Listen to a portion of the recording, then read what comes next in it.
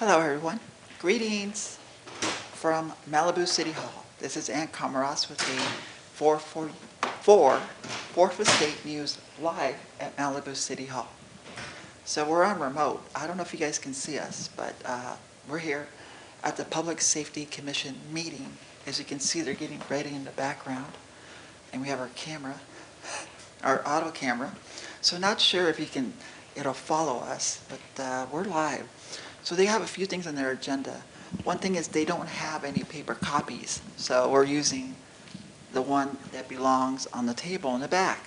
And we're meeting inside the council chambers rather than NPR room. So we reported earlier it'd be in the NPR room, but that was taken up for the election yesterday on Prop 50. As you recall, yesterday was November 4th, and there was an election, one item, and that item was to redistrict California lines, and it failed.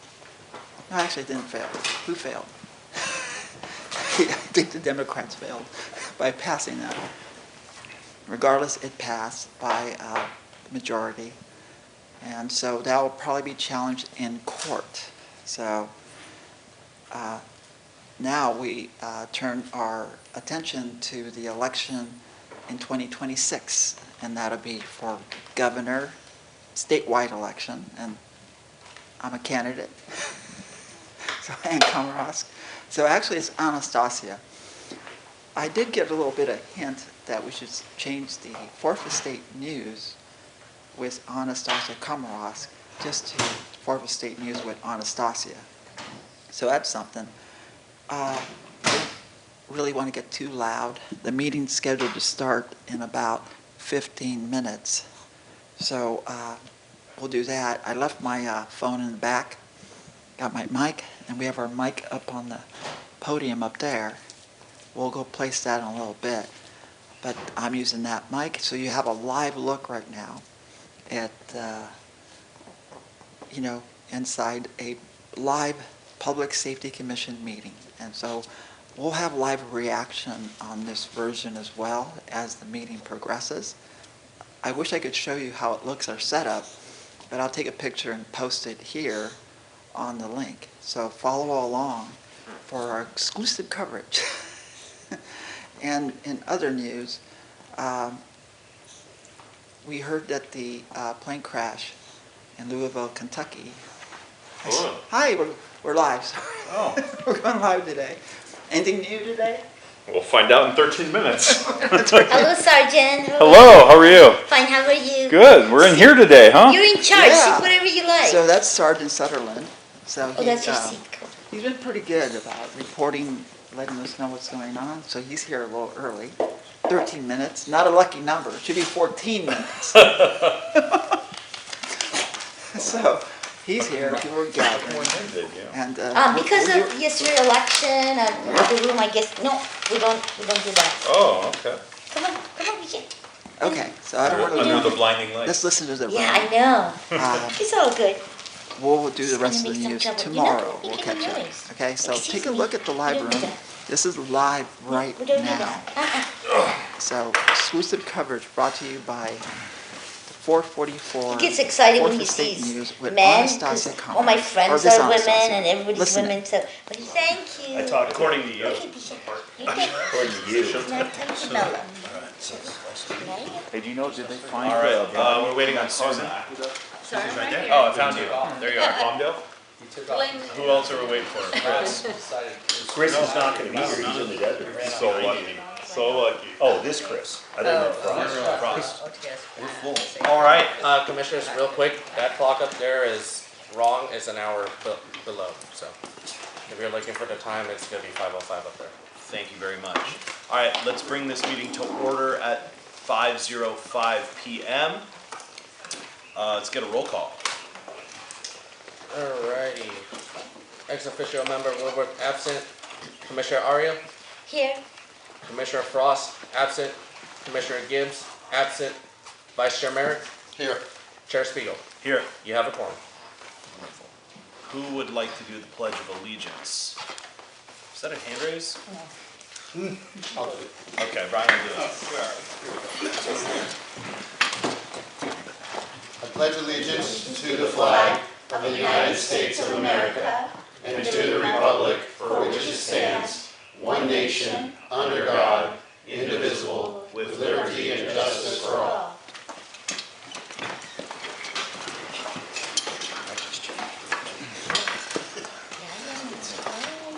Can I have a motion to approve the agenda, please? I'll make a motion to approve the agenda. I'll second it. Are there any agendas out there? There's no agendas. No. This is like the second month in a row. Agenda's gonna be purchased for $10 a page per the rules of the coin. $10. 10 cents, not dollars on this coin. Here, I'll trade you some of these. Or Roll online. call? Well, how do we know what's going on? There's a binder. For the, Can we And I bring the have binder? a first from Chair Spiegel and a second from Commissioner, Vice Chair Merritt or Commissioner Yeah. Aria? I mean, Vice Chair Merritt? Alright. Commissioner Aria for approval? Yes. Vice Chair Merritt? yes. Chair Spiegel? yes. Motion passes. May I have a report on the posting of the agenda? The agenda for this meeting was properly posted on October 30th, 2025, with the amended agenda properly posted same day, October 30th, 2025. Wonderful. All right, let's roll right into communications from the public. Do you have any speaker slips? Pass this down to the chair, please. I'm sorry, I couldn't find a paper agenda. Here.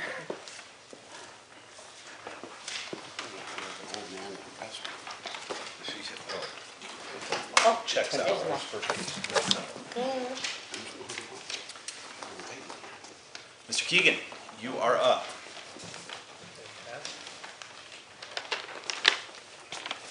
Do I have 3 minutes now? Yes. Okay, great. I don't think I'll need all of it. But so I'm Kevin Keegan. I applaud the Public Safety Department and your commission for tonight's robust agenda, addressing an annual review, beach safety enforcement, homelessness, city parking enforcement, and more. It's all appreciated. Thank you. I have 8 items to ask you about today. Number 1, for the annual review, can you consider adding the Community Fire Brigade to part of the annual review process? Number 2, also, can you highlight the new school resource officer in your report on the LA County Sheriff's Department work this year? Number 3, furthermore, if you have not done so already, for next year's annual review, can you include a baseline assessment of what technologies are being used by the City of Malibu's partner agencies for safety and security procedures, including, but not limited to, drones, cameras, AI software or tools, cybersecurity frameworks, third-party data sharing agreements, and more? Number 4, can you consider organizing a public safety technology ad hoc committee to provide guidance on the city's values and ethics, including related to surveillance, use of drones, cybersecurity, data protection, data sharing, and more? Number 5, beyond our annual review, I also want to ask, can you share an update on the emergency alert system pilot test status with the City Council during a regular meeting before December 31st? Number 6, can you consider inviting our new SRO to a future Public Safety Commission meeting before the end of the school year? Number 7, can you consider visiting our Malibu School Safety Committee to provide advice on evacuation plans, specifically emergency egress and ingress, and how we can communicate plans to teachers, parents, families, and neighbors, along with how we can best train teachers and students and staff and coordinate with stakeholders? Number 8, lastly, could you use the Public Safety Commission, we could use the Public Safety Commission's help organizing a large-scale, multi-agency live emergency planning simulation for our schools and neighborhoods in 2026.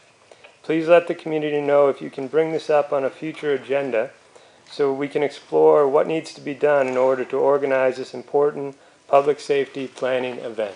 Thank you. Thank you. Thank you, Kevin. Next we have Mr. Embry. Yes, I wanted to bring up a couple things. One had to do with the evaluation of items later on in the evening. But mainly that the order of procedure is to include future agenda items on your agenda before adjournment. And somehow that's trailed off the agenda. But it is in your purview to speak to items that are within your jurisdictional boundaries, not just the physical boundaries of the city, but as listed in the municipal code. So a discussion of that is appropriate. Whether or not you vote to put things on the agenda is another matter. Then lastly, coming here today, I got stuck in a big backup on Webway northbound from the city's own traffic signals. So there's some signal timing software issue there that needs to be corrected. There's too much green time for Civic Center crossing, and it backed up traffic out into the intersection. And you're not supposed to turn left and come up there if there's not room, but that's only got one lane for straight ahead through traffic. There's a dedicated right turn lane all the way from BCH to Civic Center Way that maybe doesn't need to be that way. So that might be improved upon.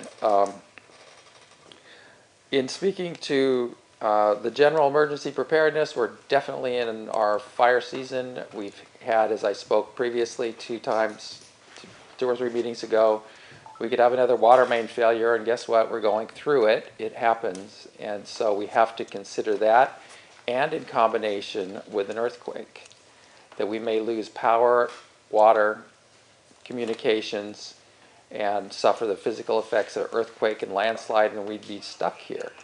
So I like the idea of a community-partnered drill, as well as with the school safety committee.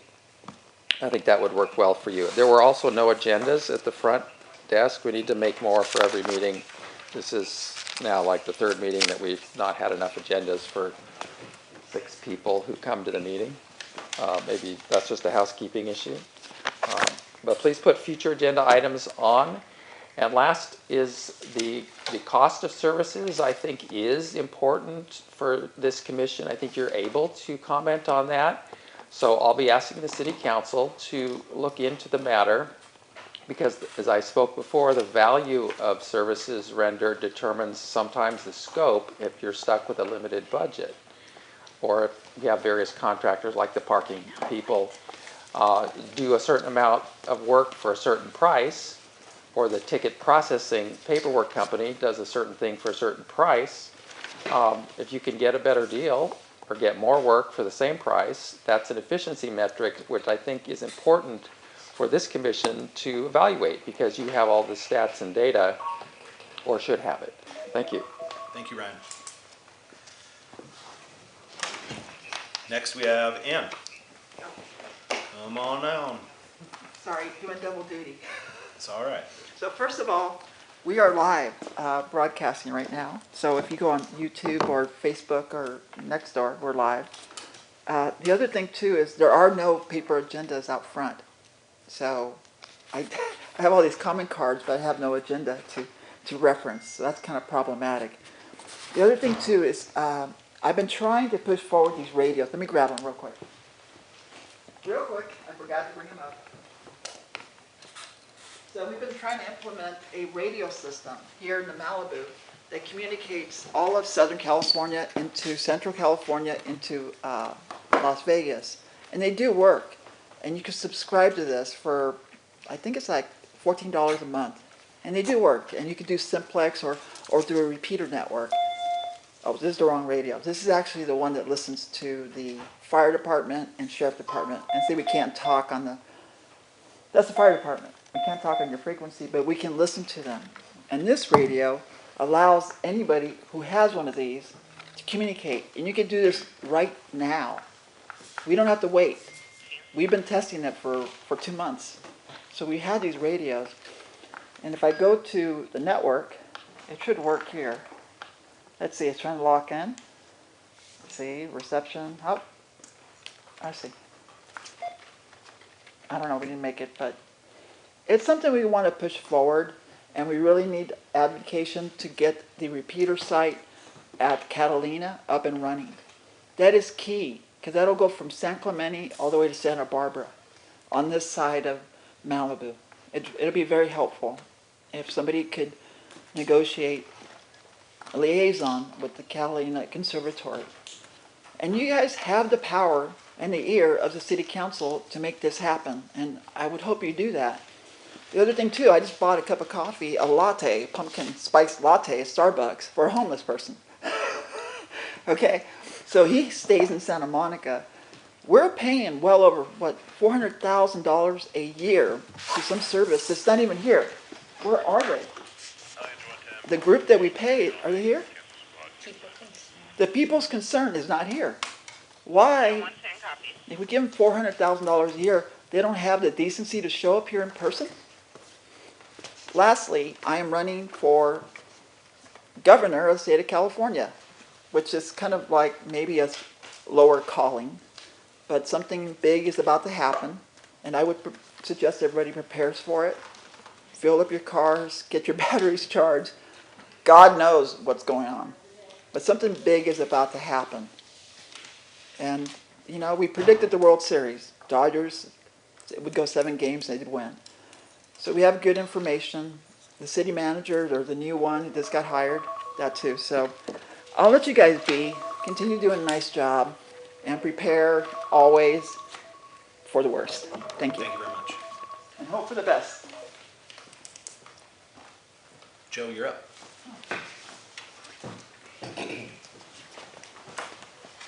Hello, Public Safety Commission. I'm giving you a little bit of an update on the rebuilding situation.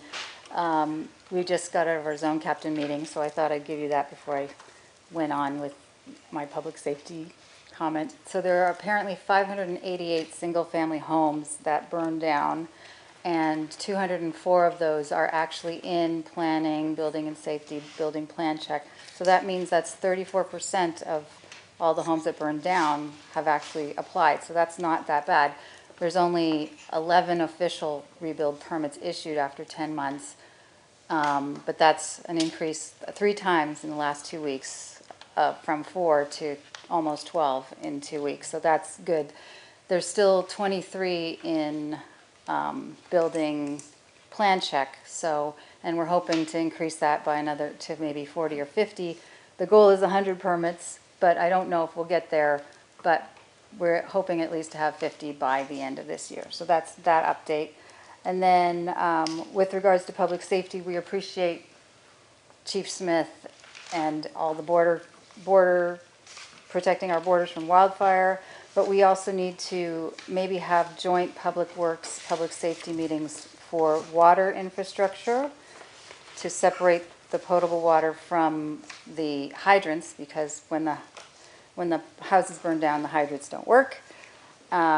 And then also undergrounding SCE and the telecoms, getting rid of all those fire-prone poles, and making PCH a safer local corridor, not a highway, because if we are doing all this engineering to reduce the lanes and make the speed limits lower, hopefully we can make it a boulevard and not a highway, at least in the majority of the sections. And that's mainly it. That's all I want to say. Thanks. Thank you. Thank you, Joe. All right, let's roll right into staff updates. All right, good evening. I have a few updates for you, and some of them will address possibly some of the comments we've already heard, so hopefully that'll help. First off, you know, we have received opposite traffic safety grant last year. That wrapped up, but we now have an opportunity to apply for more funds, which we plan to request funds for additional primary collision factor operations and public education with the coming of the roundabouts and the speed cameras. So that's the plan. We're supposed to get that all turned in before the end of November. We're also becoming very hopeful that we will have a safety element that will be approved by the Board of Forestry in December. And that's really good news for Malibu, because it's one of the requirements to be on the wildfire risk reduction list, which I've mentioned before is big because that's one of the criteria for receiving discount on your insurance. And also, as a city on that list, CAL FIRE has to prioritize us for grants. So it's a win-win-win all the way around. And they've been working with us because I think I mentioned before, the deadline for all this was supposed to be next April, but they moved it up to this past October. And we weren't quite ready to make to October, but they've been really good working with us, and it looks like we're hopefully gonna make it through. I'll keep you posted on that, but I just want you to know there's a lot of people behind the scenes working late hours to make that happen for the community. We've also kicked off the beginning of updating our evacuation plan. And this is going to be a very robust update, and it will involve a community survey, stakeholder with like our agency partners, and then there will be a community meeting next year to get to, talk to the community, get live feedback from folks. And once we have kind of a draft, we'll be doing a multi-agency exercise to exercise the draft. And then based on what we learn from the exercise, we'll make any tweaks to the plan after that. And then it'll be presented to the city's disaster council, who then makes a recommendation to council to adopt it. So that's all coming up next year, so stay tuned. We'll have the dates. We already decided on the date for the community meeting is March. I believe it's March 10th. March 10th. So Wednesday, 6 p.m. here in the council chambers. That'll be the community meeting, and then the following day we'll be doing the exercise, but that's an internal multi-agency exercise that we're doing. So that's that, and then just a little update on Alert FM. So we were testing how how people were able to receive FM signals throughout the city. I'm sorry, I don't have the actual full results from that, but what I do want to say is that from what we can tell, reception's good enough that we think we want to move forward, but the biggest obstacle right now is cost. Right now the city's kind of in a tight financial situation, and the upfront cost is over $1 million. So we're looking into various grants, and then also the vendor has offered to meet with us to see if he can do some other kind of payment terms instead of $1 million up front. So I'm working on arranging that to see what we can do to get that in place. So that's what I have. I'll let Sarah. Thank you, Susan. Yeah. Thank you. So I actually just want to correct that date for the community workshop for the evacuation plan. It's Wednesday, March 11th at 6 p.m. Thanks. That was my mistake.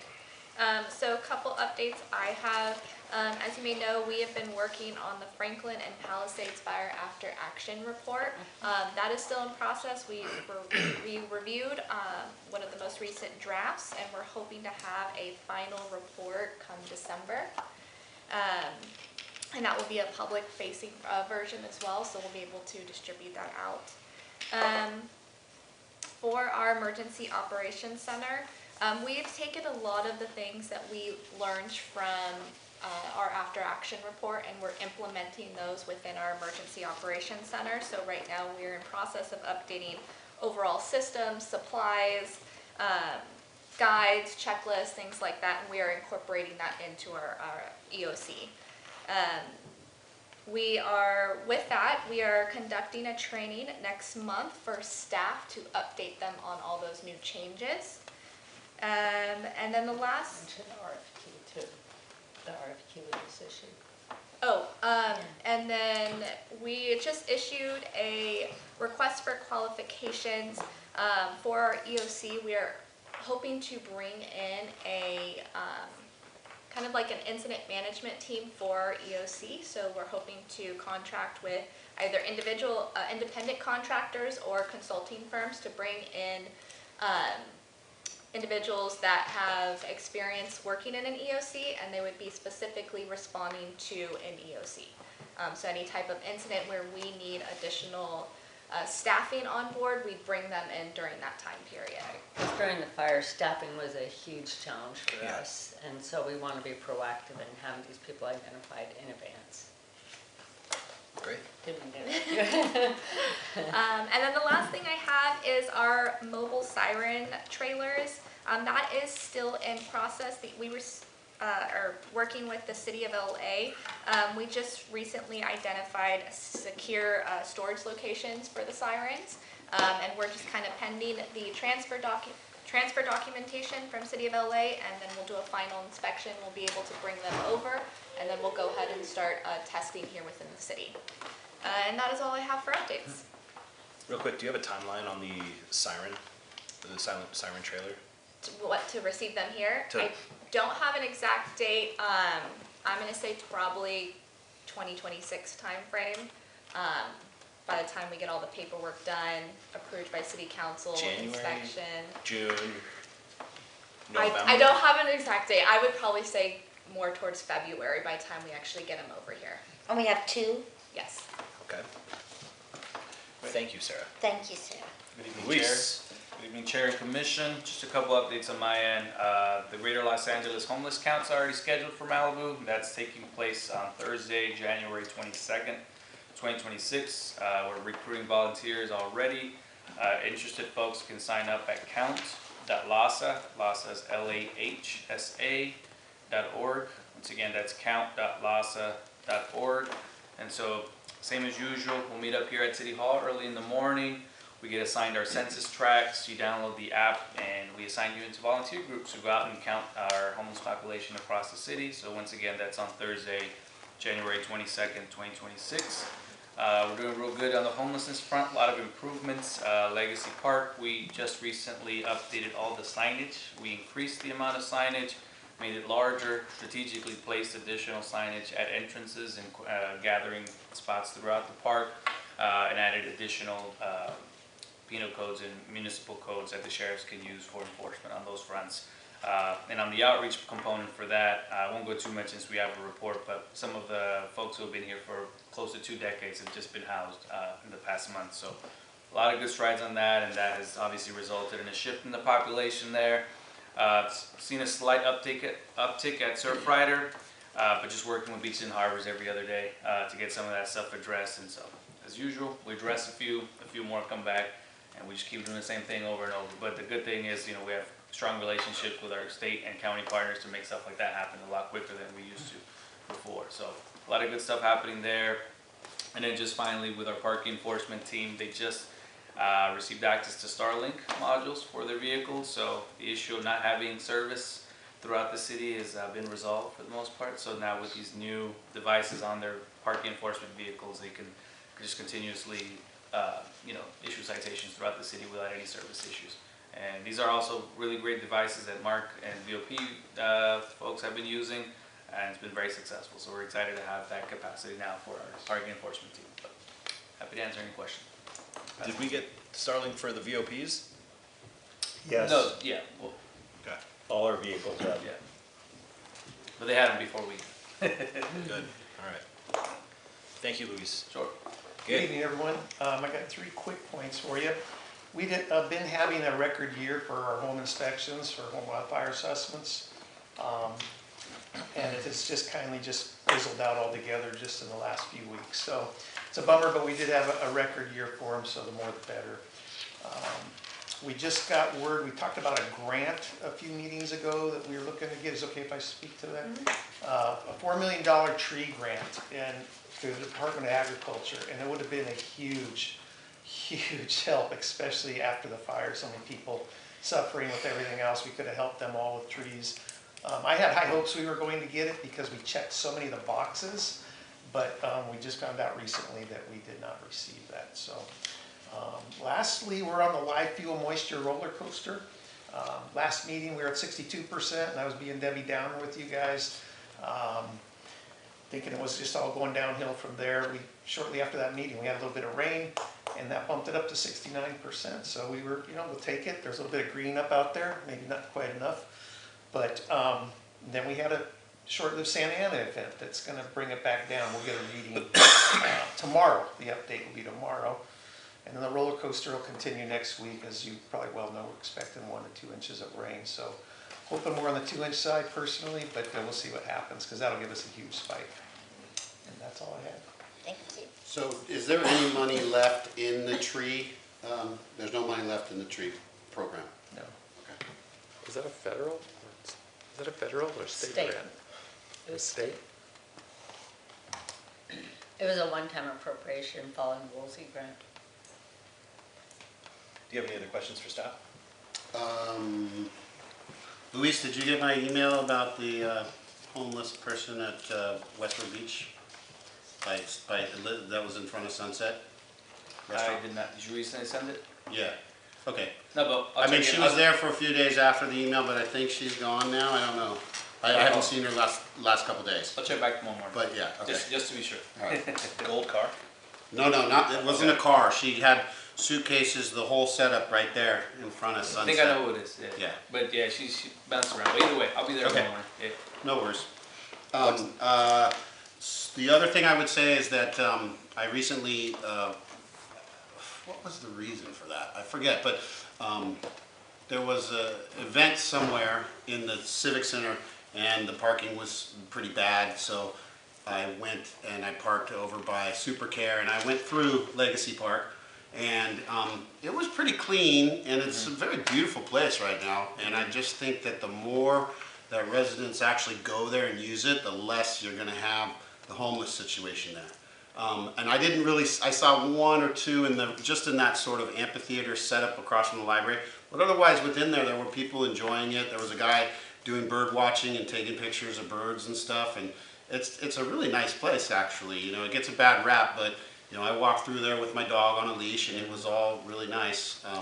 So I think more people should go from the community, because I think that's the way we sort of take back our parks, right? There was nobody, there was just regular people using it and enjoying it. Yeah, no, I think things are changing. I mean, I know one of the other, as part of ongoing efforts to improve just kind of the situation in the area, our community services department is also putting security cameras throughout the park as well. You know, obviously these are going to be connected to the Sheriff's Real-Time Watch Center. You know, in the instance of any potential, you know, encampment fire or any of that sort of stuff, you know, we can automatically pull up that footage and, you know, assist with enforcement and, like I mentioned, the signs, and just ultimately just a lot of activity going on with our outreach team and our sheriffs there. You'll see Deputy Espinosa's car parked in there practically every morning. Just a lot of good stuff going on. But like you mentioned, there's been some changes as of late, and it's been looking good. And then finally, Susan, on the evac plan, is there any way that, you know, to our speaker's point, that we can maybe include the school safety officer, at least in that particular event? Schools are part of the planning. I would have to double check to see if the schools are currently included in our planning team on the evacuation. I'm almost sure Isaac is. Okay. Yeah. Okay. Because I know they were on the list for sure. We had our first meeting, Okay. just the kickoff. I think it'd be a but good we can idea to get follow them up. involved as well. Yeah, Right. we can add the school safety committee to the planning team. I think that would be fine. That'd be great. Great. Who would that be? Would that be you, Kevin? Okay. Yes. Do you have his contact information? Okay. Alexis. So yeah, about the evacuation plan, you know, I always say that, let's imagine, God forbid, that we're gonna have a disaster tonight, right, after midnight. So everything needs to be done quickly. Like, even, it doesn't have to be perfect, but something, a plan given soon, like even in a matter of a week or two. Small message, small video to everyone in Malibu, right? To just put it in social media for people to know. And in commissioner comments, I'll share with you guys what the residents are saying. But if we can push the deadlines to a very, again, it doesn't have to be perfect and it doesn't have to be that thematic, but just anything, the methodology of what people doing. I mean, yeah, everybody rushing to PCH or going up or down, I mean, but if you guys can come up with something, right, that you already know, and tell the residents through social media, through everything, so that we just have something concrete. Right, I mean, I think that's incorporated in some of our ongoing messaging, but I'll relook at it. I mean, we can't be too specific. Usually what we say is follow evacuation orders, follow direction of law enforcement, because there's no way for us to know which way it's all very incident dependent. Yes, you're right. So we are always repeating the message that, you know, follow evacuation orders and follow the instructions of law enforcement, because that's really the message. You're right, that's true, that's true. Thank you. Thanks. Anything else? That's it. Okay. Gabe, do you think it would be possible once a year, maybe twice a year, who measures like fuel loads in the mountains? That'd be a better question for Chief Smith. I don't know who measures. I'm sure he'll grace us with some wisdom in a minute, but it would be great if we could just understand fuel load in the mountains in various areas, right? It doesn't have to be like a long list or anything, but I'd just like to understand kind of where we're at. I think that's all I have for you. Covered the evac plan, fuel load. I think that's all I have for staff. Other than, at our last meeting, we asked if Public Works could be here, because I fully agree with Joe that we have a lot of work to do. We've been without water delivery into Malibu at least 3 days in the last 2 weeks. And we're just really fortunate that we're smack in the middle of fire season. So it's a little bit scary. It might be time to set up a joint meeting with Public Works to go over, infrastructure, water delivery, water storage, and just understand at least where we are with that. Because I don't want this to turn into another finger-pointing exercise like what's happening in the Palisades. Yeah, and for that meeting, it'd be nice if we could get District 29 here. Right? Yeah, great. The more the merrier. I mean, they usually come once a year.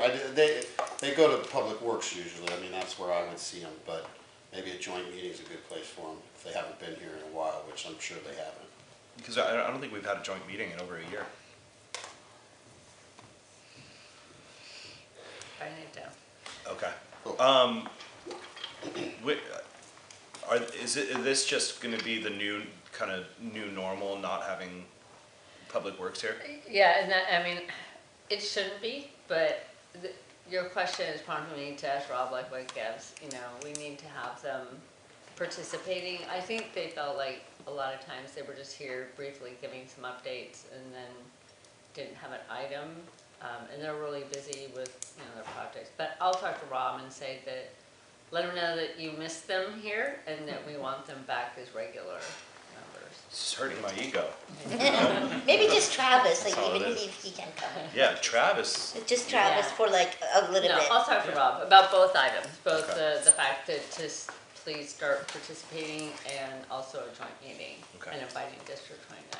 Thank you. Okay. Where are we, Ann reminded me, where are we on the conditional use permit for the LA Ricks radio repeater? It was appealed to City Council. City Council. Oh, are you talking about by the, Correct. the future substation? Correct. That I don't know. I don't know the status of There's, that. I think it's gonna be heard in December by the city council. December. Okay. What about Hans's little antenna? The one at Bluffs Park. That's It's in. operating. That's operating. Okay. Yeah. Uh-huh. That's in. He's going off air for a while. All right. I don't know what's going on. Anything else?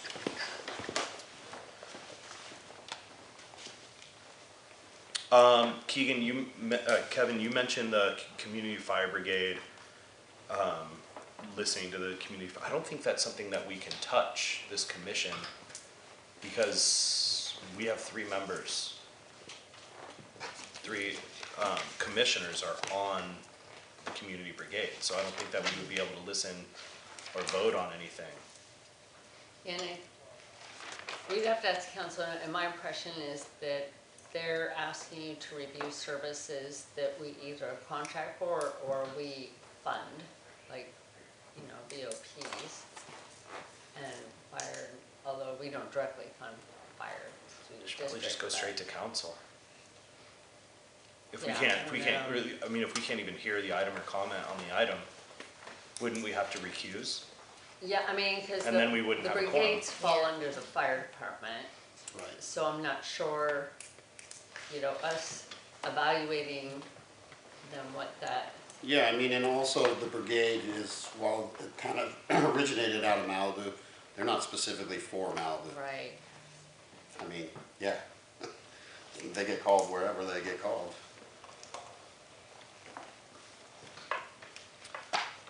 All right, anything else?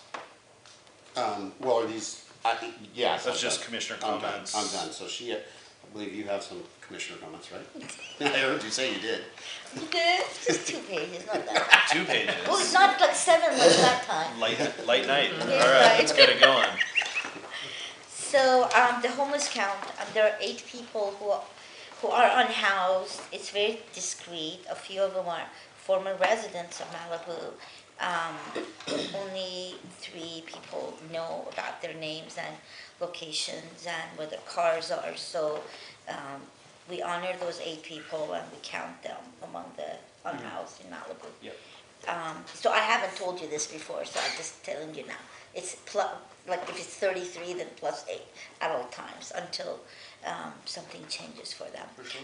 And then the crash that happened on Sunday, somebody driving off Malibu Canyon Road.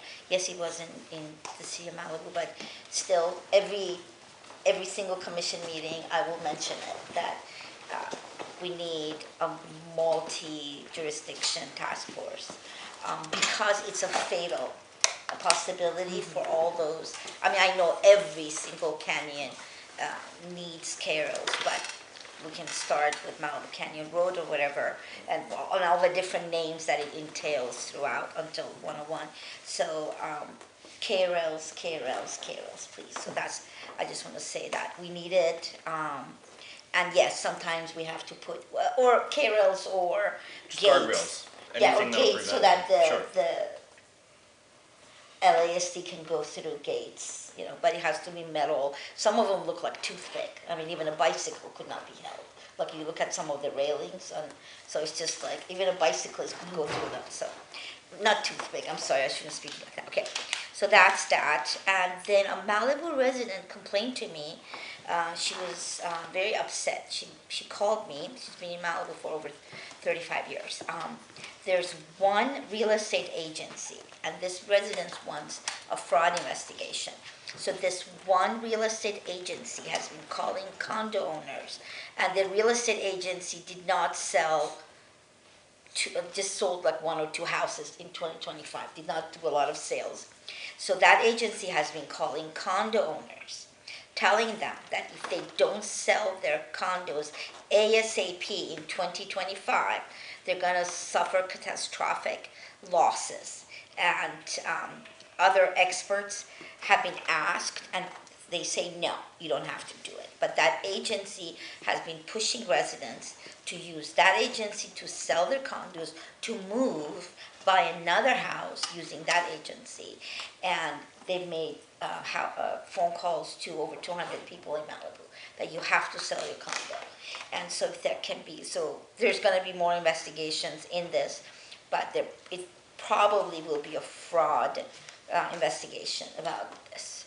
And a lot of people are now like actually putting their condos on sale just because of the so-called expert opinion that with a cold call and telling people, like a large group of people, it's caused panic among people. So to anyone who wants to exploit Malibu residents, I want to say something. Just stop. Stop with the scams. Stop with anybody thinking the Malibu residents have written a blank check to city staff, to any agency. Stop it. Malibu residents have been through enough. They deserve to be blessed. They've gone through a lot of challenges.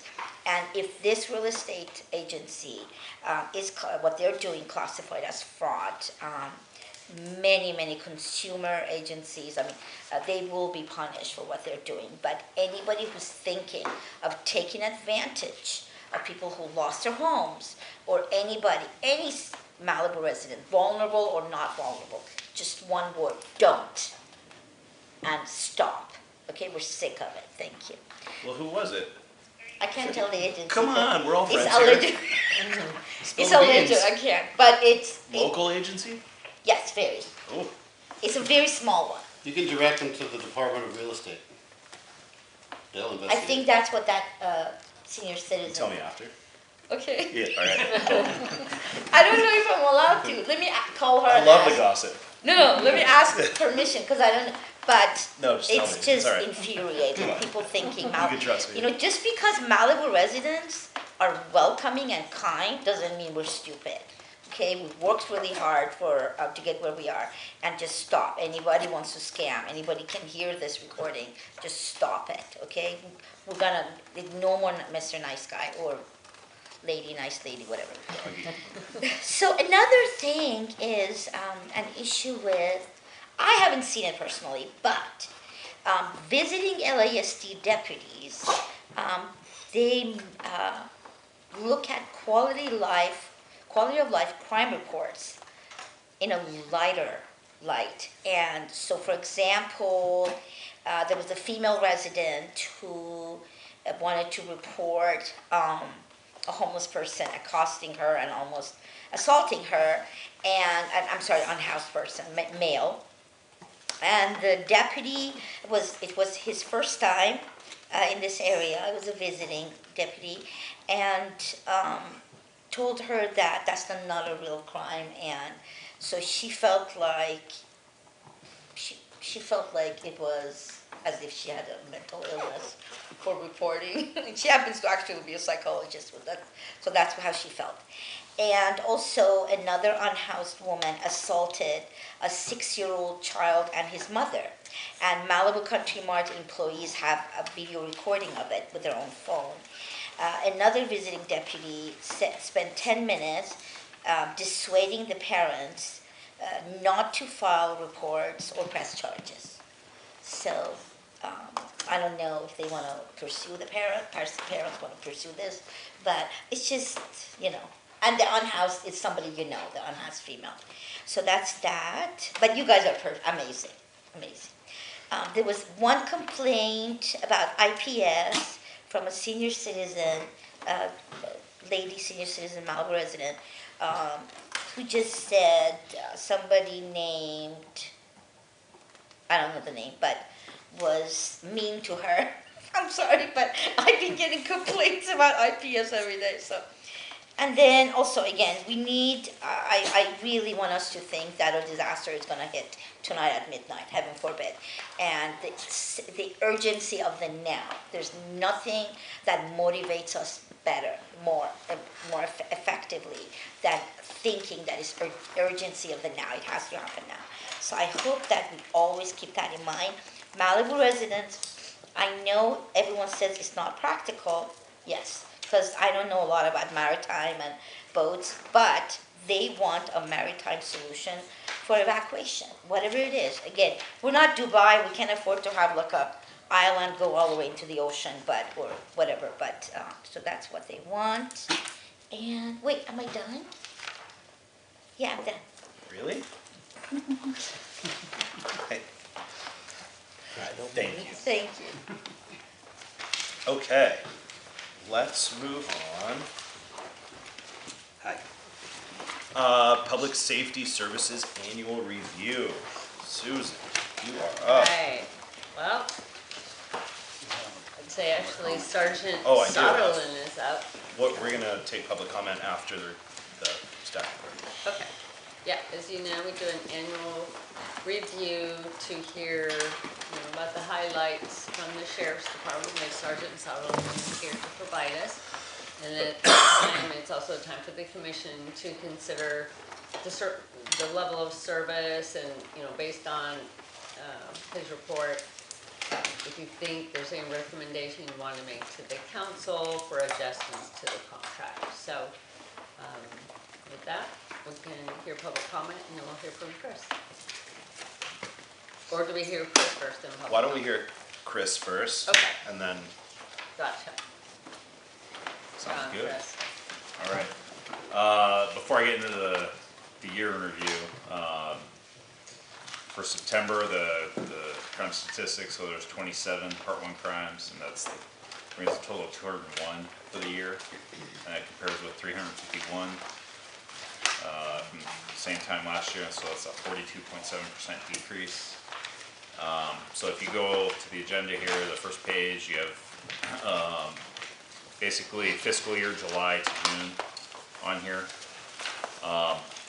The biggest thing you're going to notice here is because of the Palisades fire, 2025 has basically been cut in half in terms of statistics from the previous 6 months, so the end of 2024. So it's to be expected. You know, the highway was shut down, the city was shut down, so that's the biggest takeaway on that. The overriding theme for this year is you're going to see property crimes have decreased significantly. Theft specifically, it's down 55% for the 1 year change. There is some increase in assaults and robberies, and that's primarily due to the unhoused that we have here in Malibu. So it's statistics-wise, it's a negative, it's an increase, but a positive takeaway from that is we're arresting these people and they're being held for serious crimes. So when we're arresting them, they're not here, they're in jail. So that's actually a positive takeaway from that. If you flip the page in the agenda here to the next page, it's the traffic overview. So again, this follows the same pattern as the crime statistics. This is the same time period, basically July 1 to June 30th of this year. So if you look at year to date, it's down significantly. That's due to the Palisades fire. So collisions are down significantly, injuries are down significantly, citations that are basically cut in half. But the overriding theme is unsafe speed, still the #1 thing that we're citing for. And so it doesn't matter whether it's in the 25-mile-an-hour construction zone or in the western part of Malibu, it's still speed is the #1 thing that we're seeing. So moving on to some other things that have happened. So our SRO program started this year. We reassigned one of the special assignment deputies that the city pays for to be a school resource deputy at Malibu High School. So he's positioned at Malibu High School, but all the other schools within Malibu are his collateral. And so he maintains contact with the other schools and with the staff there, but he is stationed at Malibu High School. And so just here's an example of how beneficial it is to have this the deputy there at the school. So yesterday he was approached by the school staff who alerted him to a student who had reported seeing domestic violence in the home. So he was able to interview the student and determine that there was a domestic violence incident that occurred several days ago, and he ended up actually arresting the male suspect in this case last night. So it's just beneficial having the deputy there because they can approach him and feel comfortable with him, and he can take proactive enforcement based on what he investigates. Some other things that are going on. So our drone program, Malibu Los Angeles Sheriff Station, is the pilot station, pilot program station for the entire Sheriff's Department, so the entire county, for drones. And it's been so successful that we're redoing our policy to make it less restrictive on when we can deploy these drones, because they're seeing how beneficial they are and how well they work. And we've had a lot of successes with them. We've found missing hikers, we've found people who've gone over the side in cars. The drone is able to go down there and locate them immediately. We found a male who had dementia.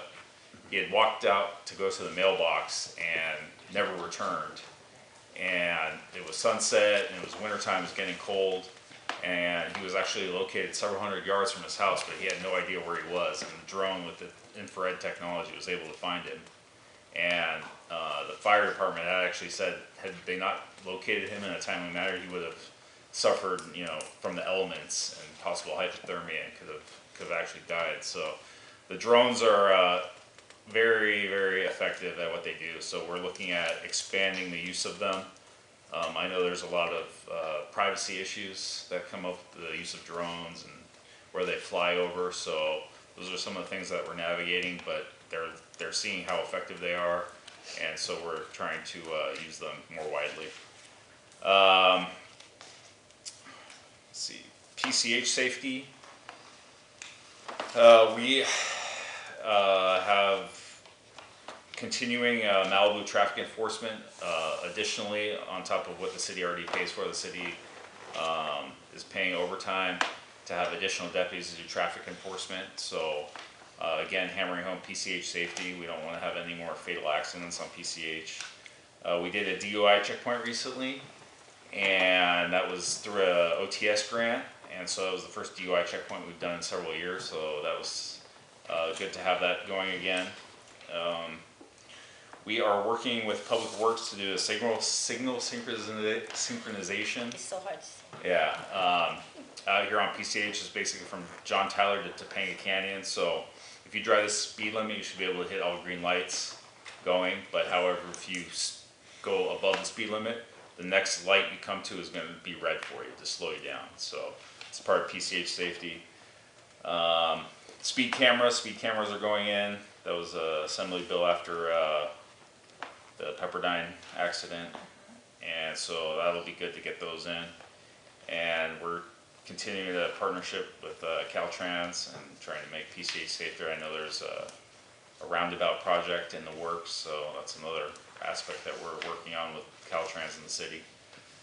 Our real-time watch center is up and running. We're staffing it with a couple deputies. A couple are pregnant, a couple are light duty, so they're in there full time. And they're watching the cameras, and that ties in with the city's use of the license plate reader cameras that they recently installed and have those operational, so the vigilant cameras throughout the city. So the deputies inside the real-time watch center will get the alerts and can coordinate with the units in the field to go after the hits that come up on these license plate reader cameras. That also goes hand in hand with the camera registry program that we initiated that goes with the real-time watch center. So if you have cameras, whether it's commercial or residential, you can register your cameras with our camera registry system. So it tells us that you have cameras, and if a crime occurs, we can look at the cameras in the area and send the owner a message, say, hey, can you review your cameras on such date and time, and tell us if you see, anything that we're looking for, whether it's a car or a person. So that helps on the back end investigations with the detectives. ICS training, so incident command system that was used heavily in the Palisades fire. So with that, we've mandated that all supervisors go through ICS training through FEMA.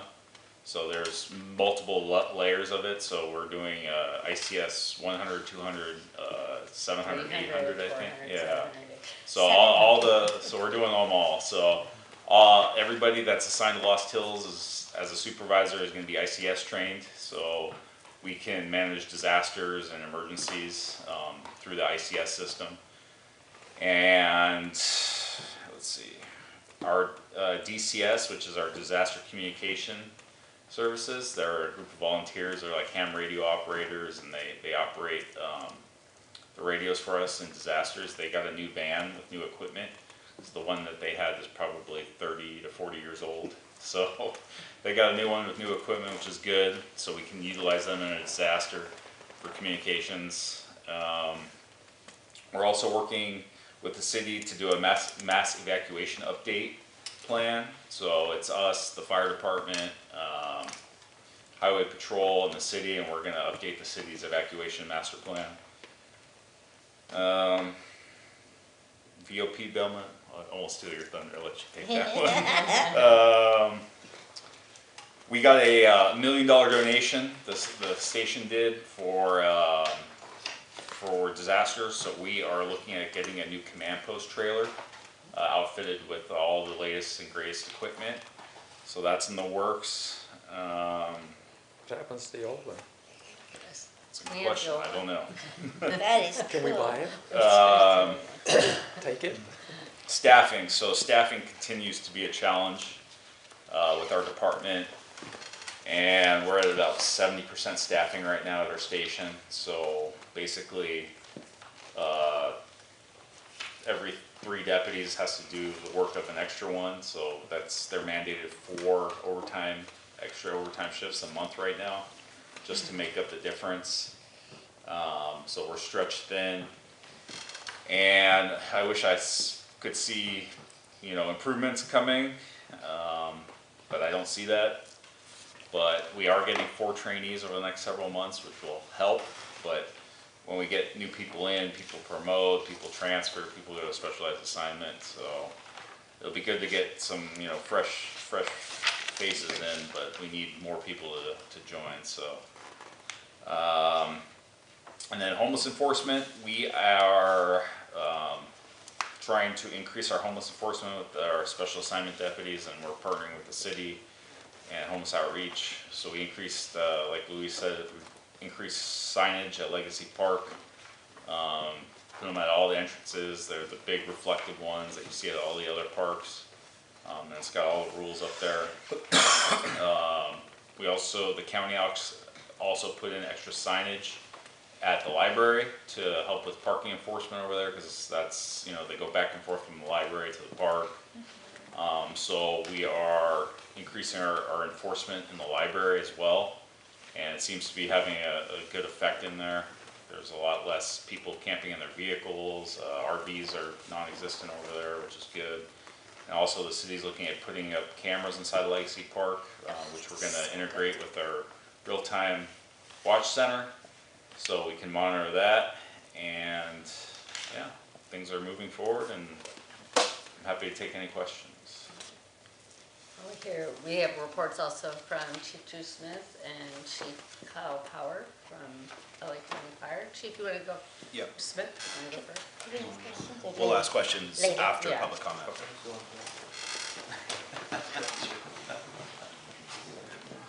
Hello, Chief Smith. Hello. Hello. All right, so for what it looked like last year in our overview, so the footprint of your Los Angeles County Fire Department remains the same. If anybody has a loose piece of property that we could put a new fire station 88 on, you can get back to me after the end of the meeting and we'll figure it out. That's what we're looking for, to enhance the footprint of 88s. So with that, our all-risk services, nothing has changed there. We still have the same footprint with our firefighters, and so just within the 4 stations we have with 17 firefighters on duty within the city. We have 24 on duty each day throughout the battalion, but we also have a combined footprint with Battalion 5 and 23, since we split the battalion with 2 battalion chiefs. So it was quite a busy year kicking off the year with our wildland incidents, as you all know, and we still have the automatic aid agreements with LA City Fire, Ventura County Fire, so that robust response we get within the area depending on where that fire will be. We still have our 2 fire camps that are in the area. One is paid, and that's Parambo Pacifica, which is our Camp 8, our fly crews, and there's approximately 45 hand crew personnel up there. We can do anywhere between 2 and 3 crews. We recall everybody back and force hiring to work on augmented staffing days due to high fire risk. And we still do have our Camp 13, which is the CDCR crew, which is out of Camp 13 off Encinal Canyon. Our camp population is low because of the amount of the inmate workforce is deprived throughout the state, so we can only run 1 hand crew out of there with that CDCR crew. We still remain the Region 1 coordinator for Master Mutual Aid with the fire resources. And then looking at where we're at with our responses for Malibu, we had a total of 3,218 total responses. That gets us at 268 calls per month. And just know that we do have summertime spikes with that. And a lot of that is because our summertime call volume or because of people that come in. So we do share some of those calls with our lifeguard partners. So their calls will be reflective also on ours based upon some of the natures of the emergency. So what you hear from the lifeguards, which is the Los Angeles County Fire Department, and what we have, depending on whether or not they are just handling or we are both handling, there may be differences in what those numbers mean. So meaning that your local jurisdictional engine company isn't going to help somebody set up their tent on a service call or an umbrella or help put on fins where they may have, and that might be something, anything that we do and go on that we're going to document. So we looked at 937 patients that we transported, 292 which required advanced life support, and 645 which was basic life support. We had a total of 56 fires, and out of those, we also had quite a bit of good intent calls, and I talked to this quite a bit about good intent calls. I really like good intent calls. And why I like that, it means people are paying attention, they're calling 911, and then we go evaluate what the need is on the nature of the emergency and take the right direction that we need to go based upon what somebody reports. So that's why we classify them as a good intent call. You did not win the over-under on the snake calls. That was the city of Calabasas for this year. Yeah. So you know that we kicked off with the Broad Fire November 6th. Then we transitioned into the Franklin Fire on December 9th. And then, of course, the Palisades Fire in January 7th, 2025. And you know that the City of Malibu, I'd like to thank City of Malibu for the support that you've given our organization. I'll speak for our law partners as well. So thank you for that collaboration, and also our Malibu Public Safety that was integrated with us from day one. So I appreciate that, the intelligence that we share. The statistics are unique. But not within a close time of how these fires started. But if you look at 100 years worth of fire history, the story has been told before. And so it goes in your questions on why we track different meteorological climatology fuels conditions, because it helps us with that relative risk component. So I'll answer your question on fuel loading. It's an easy one. You got grass that's a foot tall, it's 1 ton per acre. A grass that's 3 foot tall, it's 3 tons per acre. Every ton per year on something that's grown. So math quiz, 2018 Woolsey fire. How many tons per acre would there be in vegetation? About 7 tons. So that is because the dynamic fuel bed, it grows, it gets very robust. It can be huge over the course of 7 years and tall, but it doesn't create the deadwood from the dieback from the years it sees, the wet years, the dry years. So, but on average, it's about a ton per year is what its growth cycle is, except in grass. And grass doesn't get over either 1 ton an acre or 3 tons an acre, just if it's pure grass. But there is, and I can show Captain Etcheberry a site that we go to that has measurements of what the landscape looks like on tons per acre throughout various areas of the Santa Monica Mountains. That's an easy one. So if you want that, it's open source, and I can get that for you. So sorry to stop you real quick. At what point do we kind of look up and say, all right, we're kind of ripe for another one? 20 years. Okay, so 20 tons? 20 tons an acre. Okay. And there's a why behind it. So it's not about fire spread. It's about the tactical opportunities of engagement and the energy release that comes out of the fuel bed. So case in point, can you have a fast-moving wildfire in the footprint of the Woolsey? The answer is yes. But our tactical opportunities are different in 7 tons per acre as they are in 25 tons per acre because of the amount of energy release that comes out of the fuel bed. Case in point, the Kenneth Fire. Kenneth Fire happened off the 101 freeway behind Las Virgenes Road in the Woolsey Fire footprint went for 1,300 acres. If we did not have the Woolsey Fire, it would have went to the Pacific Ocean and Point Mugu because it was in the same, actually worse fire conditions than what was on the Woolsey Fire as far as the PDS that we're in and the red flag. But you can't have the same fire effects in a 7-year-old fuel bed as you do with something like we had the Woolsey Fire. And then as it came into the area, some of this area hadn't seen fire frequency since the 78 Canaan fire. So that's the why behind it. So it gives us different fire suppression capabilities with ground-based resources and air-based, air capabilities with that based upon how many tons per acre and the energy release coming out of the fuel bed. Ooh, we're going to another one. Hate that noise. Huh? Hate that noise. I hate it too. I can stop there on the wildland thing if there's any questions right now on the wildland side of the house for things. Thank you. Since, okay. Also appreciate the collaboration with our Malibu Public Safety, well, the home hardening assessments. It plays a role for us. So when we go out and do our defensible space inspections, we have met a lot of people and said we have had a home hardening assessment. So that's complementary to what we do. It helps in us in the shared responsibility for doing people to take the responsibility for the home hardening, for the defensible space, fuels that they need to do around the house. So that is a very, very supportive component to what we do. We have to do our defensible space inspections. We do have our super scoopers that are on contract right now, so they're based out of Van Nuys. So we have both of the super scoopers that are here, and we also have the very large helitanker, Copter 55, on contract still with a joint share agreement with Edison. And as far as looking at the future outlook,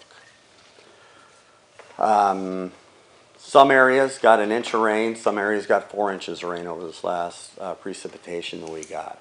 I know that we see some green up. Captain Etcheberry talked about that our live fuel moistures were at 61 and now they're at 69. And truthfully, if you have a red flag, the 60 is just as bad if it's at 80. Wind will dominate everything. So just because it went from 61 to 69 or 67, you can chase things still in the area that are at 60. It's based upon where we sample, and we have those targeted areas, so it brings consistency, so it's a measurement tool. But I can tell you that when you have those live fuel moistures and high winds and a dry climate, and you have live fuel moistures that are at 80 or below, you're going to have the same effect. One thing that puts us out of a significant threat is when we get more rain and we have more green up. And the reason behind that is a receptive fuel bed from those embers that happen and catch hold. If there's more green with higher moistures in those fine fuels, you deal with a line of fire rather than that exponential fire growth. So that's a little bit on the fire behavior side of the house on why. And then working with the kickoff that we just had, that was a great meeting on the evacuation, so I'm excited to work with that with us and our law partners. And also bringing the schools and how we're looking at treating our schools. We know that Pepperdine is our only shelter-in-place facility here in the Santa Monica Mountains, and there's a why behind that. So one thing that we're looking at with our schools is one thing that we've done in Topanga is on red flag days, schools in session, they have a fire day which would relate to like a snow day, and they have an alternate learning component to what they do. We don't populate our schools, so we don't have to worry about that life safety challenge with having a school with X amount of population on a high-risk day if we have to have an evacuation order, shelter in place, or warning. Also, that I am posing to you that if we have a fire and there's an area in an evacuation warning, that we don't let kids go back to school. Orders is orders, everybody's supposed to be out, but a warning is kind of like, well, I'm not sure, we're not in an order, we're in a warning, and so we really need to have some discussions on what that needs to look like for when we have a high-risk day or we have a fire. But proactively, I'm going to advocate for, if we have a red flag, that we don't put kids in the schools. It's a tough one to chew on, but we need to talk about it. And with that, is there anything that I can ask Megan if she wants to add? Community Brigade? Yes. Community Brigade. So the Community Brigade is sanctioned through Los Angeles County Fire Department. We can utilize them however we want based upon our direction. They have significant value to us. And so the working relationship we have is good. If we have other communities that want to be involved, one thing that they have to do is go through the process to become a Community Brigade member. One thing we don't want it to be is somebody sign up to be a brigade member to think they get a hall pass to get into the operational period, or to do some creative bootlegging to take care of folks that should have been in an order, but now we're doing all this bootlegging to accommodate something that shouldn't be there. Not that it's saying that that's what's going on, but we have vetted some people that just wanted to do it, and they said it in their interview, well, I just want to be able to get in so I can take care of my friends that chose not to stay because they can't come back. And we go, ooh, not what we're looking for. So, anyhow. Any questions for me? Megan? To the earlier discussion, Oh. the brigades are a function of the fire department. They're not their own individual group. They Correct. function as a part of us. So that's why I think it would not be productive to have them do their own update, but we could potentially work with them to kind of combine some of their statistics into our report. Yeah, okay, yeah. What school district is in defense of it? You were referring to their schools. Is it private or public? It's public school, Los LA. Angeles, yeah, LA. LA, USD. USD. Mm-hmm. Chief, that was a big problem with the Palisades fire, was that Malibu didn't send their kids to school, but LA City did. And before I rendezvoused with you, I went up there, and I've never seen so much chaos because all the parents were coming in, and I mean, the fire trucks couldn't get through. Right, so Literally the first 2 hours. on the Palisades, we were in that PDS and a red flag, so Topanga Elementary was not populated. Mm-hmm. But you're right with, Palisades. but as we, Palisades and different Heavy. things. Yep. I mean, it literally could not get through. Oh, I know, yeah. I was stuck too. Mm-hmm. Yeah. All right, anything else, Chief? No, anything for me? We probably will. I think we're gonna have some public comment first. Okay. We do have, Let's have, We have Chief Powell from the Powell. lifeguards. and the deputy chief maritime. Chief Powell? He's our maritime guy. Mm-hmm. What is it, deputy maritime chief or deputy? What's the title? I call him Sir. Sometimes Your Highness. But yeah, Chief Power, he's a battalion chief for us and runs one of a section of the lifeguard services. So. Thank you, Chief Smith. You're welcome. Thank you. All right, good evening. My name is Kyle Power. I'm here on behalf of the LA County Fire Department Lifeguard Division. My area, thank you. My area of responsibility spans from Malibu, Ventura County line, all the way down to Marine Del Rey. But tonight I will kind of give you a report on the annual statistics of the Lifeguard Division and what we accomplished this year. And this only incorporates Nicholas Beach, Zuma Beach, Poynton Beach, Corral Beach, and Surfrider Beach. This doesn't incorporate the state beaches or the private beaches unless we were responding there on an emergency called through our dispatch system. Our attendance seems to be on par, and most of these stats to be on par with the last couple of years. No real increase or decrease in activities. Attendance is usually an estimate for us. We don't have a very good tracking system, but attendance seems to be on par with every year with about 8 million visitors. Preventative actions that lifeguards take are actions that we engage with the public to prevent them to becoming at risk for an injury or a rescue in the ocean. So we conducted approximately 233,000 preventative actions in the year with the public. Ordinance enforcements or advisories are kind of lower level law related things that we engage with the public to remind them to obey the laws with dogs off leashes, dogs on the beach, drinking drugs, and notifying our partners in law. Emergency vehicle responses, about 3,000 emergency vehicle responses. So that's our vehicles responding to emergencies on the coastline in these areas of responsibility. Medical emergencies, 2,843. That could be anything that is a BLS type emergency or duplicate our services with fire, with ALS services. So when I talk about medical emergencies and rescues and the numbers, these are tangible, accurate accounts of our rescues and medicals because they do have actual reports that are followed up on and conducted. So rescues for the year, 3,570. That's ocean rescues at just these beaches in Malibu. Primarily, our highest rescue counts are at Zuma Beach, being that it's the largest beach and it typically has the largest and more dangerous ocean environment. And the number one goal, drownings. We had 0 drownings at guarded beaches. We have had them in the past, but for this year, I'm happy to report 0 drownings at guarded beaches during guarded hours in Malibu. I do want to say thank you to our partners-in-law with the beach team. It is such a luxury to have them there. I also am managing personnel in the cities of Santa Monica, LA City, Will Rogers, or we do not have that luxury of law enforcement to be right there by our side.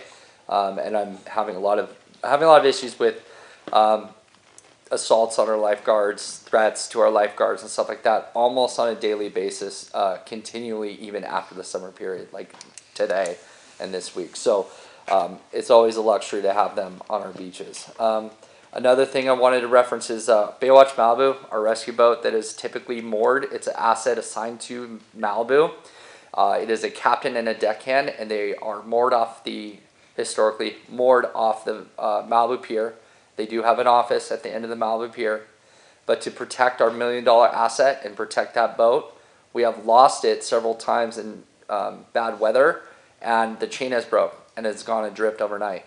Luckily, it has not come ashore. It didn't have any damage, but to protect that asset, the department has decided to have that boat be in safe harbor in Marina Del Rey. It is only staffed during the daytime, so the boat will be coming up to Malibu every single day. The expectation is that. However, if it is an emergency off the coastline of Malibu in the early morning or later evening, it will be a greater delay of a response, and they will be coming from Marina Del Rey. And then as far as a notable kind of incident with the earthquake that occurred in Russia, it was a good training or kind of a good reminder and practice to kind of go over our tsunami policies, and we're building out more of our checklists and our responsibilities and socializing that with our lifeguards so that in the occurrence of another tsunami where we have maybe less time for preparation, that we have a very robust checklist so that our personnel, our rescue boats can remain operational during that period rather defensive and trying to get our stuff out of there. So with that being said, that's the final report for the lifeguard service, and I'm open for questions if you have any. We might have questions. I'm not sure, but we have some public comment. We have questions. Thank you. Yeah. Thank you so much. Ryan, you're up.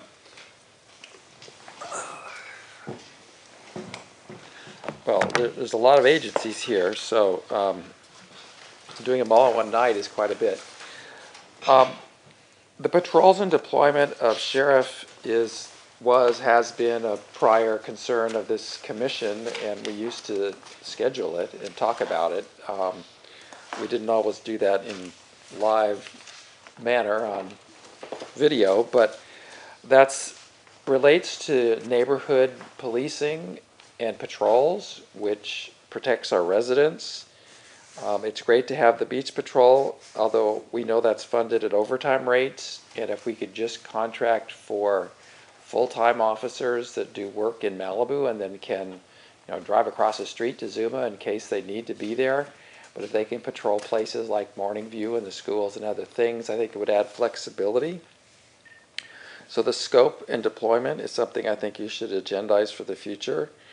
I like the idea of the drones, and I would like you to, and the department, to consider coordinating with your partner agencies that have real estate interspersed throughout the city, like maybe 5 stations, and they could house the drone, which could be activated remotely from the sheriff's operations to respond quickly, get some intelligence on a certain situation or something like that. In fact, the roof of City Hall might be one of those locations as well. There's a one-page matrix for September's sheriff stuff, which is the monthly report, and it shows response times and so forth, but it doesn't say the number of responses. So I don't know if there were 3. Sometimes we have like 3 to 5 burglaries, and then, next month we have 10, and it says, oh my God, the burglaries are up 50%.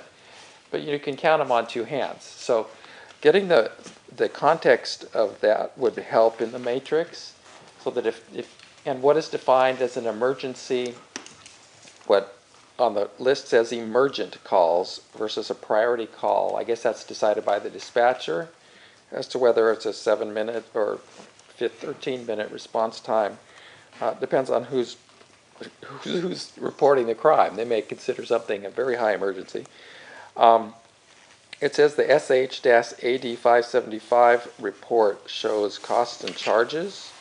I would request that you be asked to task to review that report.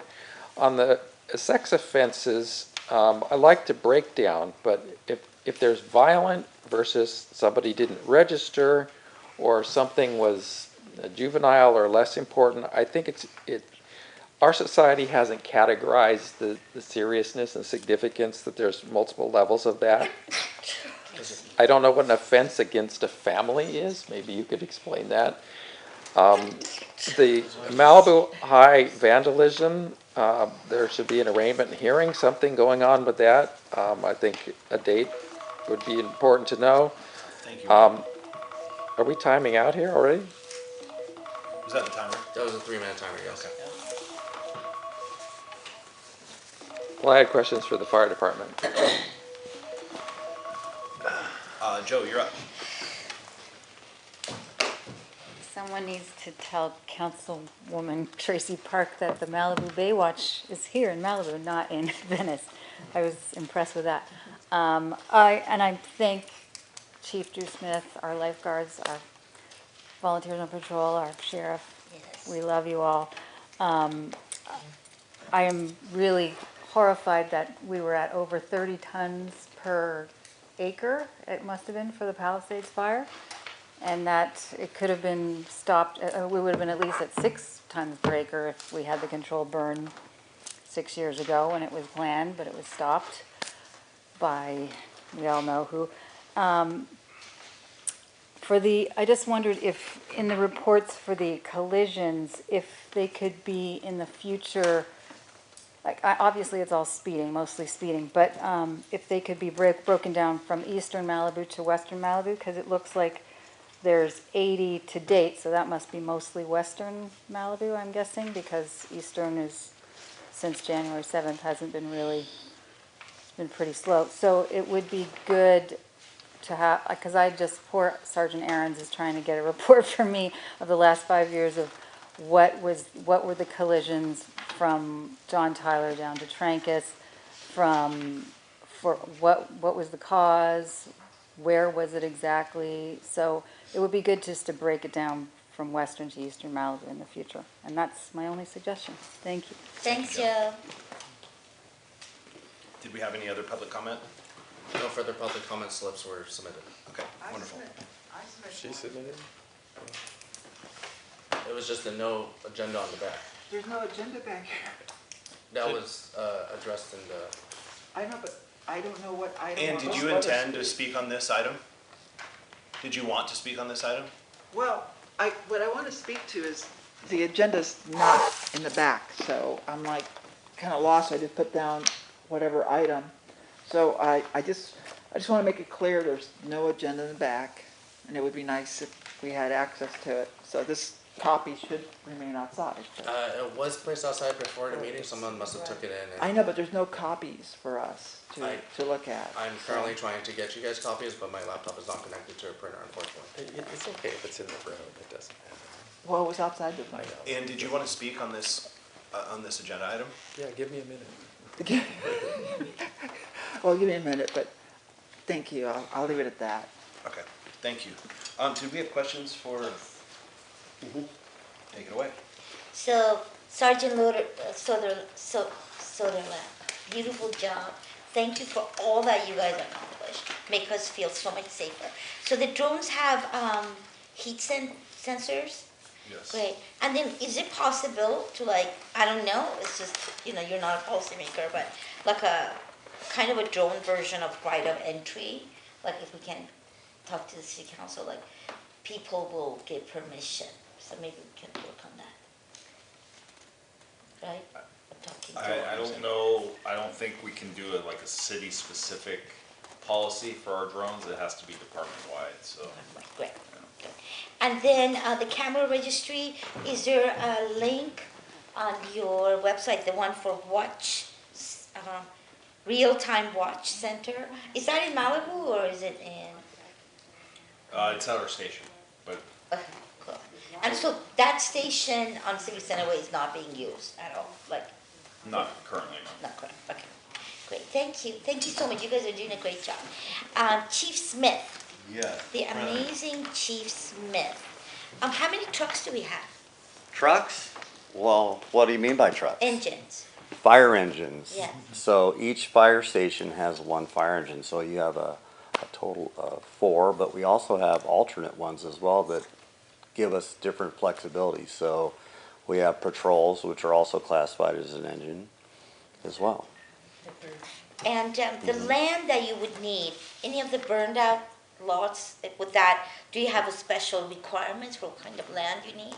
For a new fire station? Yeah, we can pitch it. I know. So if I had my choice, I would like to entertain the property that's at the intersection of Pacific Coast Highway and Malibu Canyon, where they have all the, I asked Susan about it, who the landowner is that has leased that out to whatever's going on there now. That's what I would like. So maybe even pitching Pepperdine even, maybe. Up to you lot. Yeah, No, okay. no, too many moving parts on Pepperdine. Yes. With access and, So, okay, so that area, okay, so that's where you want. Okay, great. Thank you. We'll see what we can do, right? Perfect. Yeah, Make that's. calls. And I have a question for Perfect, thank you. Maritime. Well, let's well, we don't want to. Okay, sorry, yeah, we don't Sitting want. back down. Do you Okay. have anything for Chief Smith? I do. Hit him with it.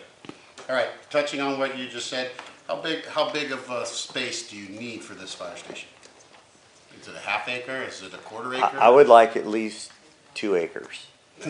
No, really, Seriously? and there's a lot. Yeah, and there's why. Actually, I want 5 because what I'd like to do is I'd like to make it room for Command expansions to where we have multi-purpose rooms that we could have and host meetings, have administrative sites. I want stuff to service our apparatus.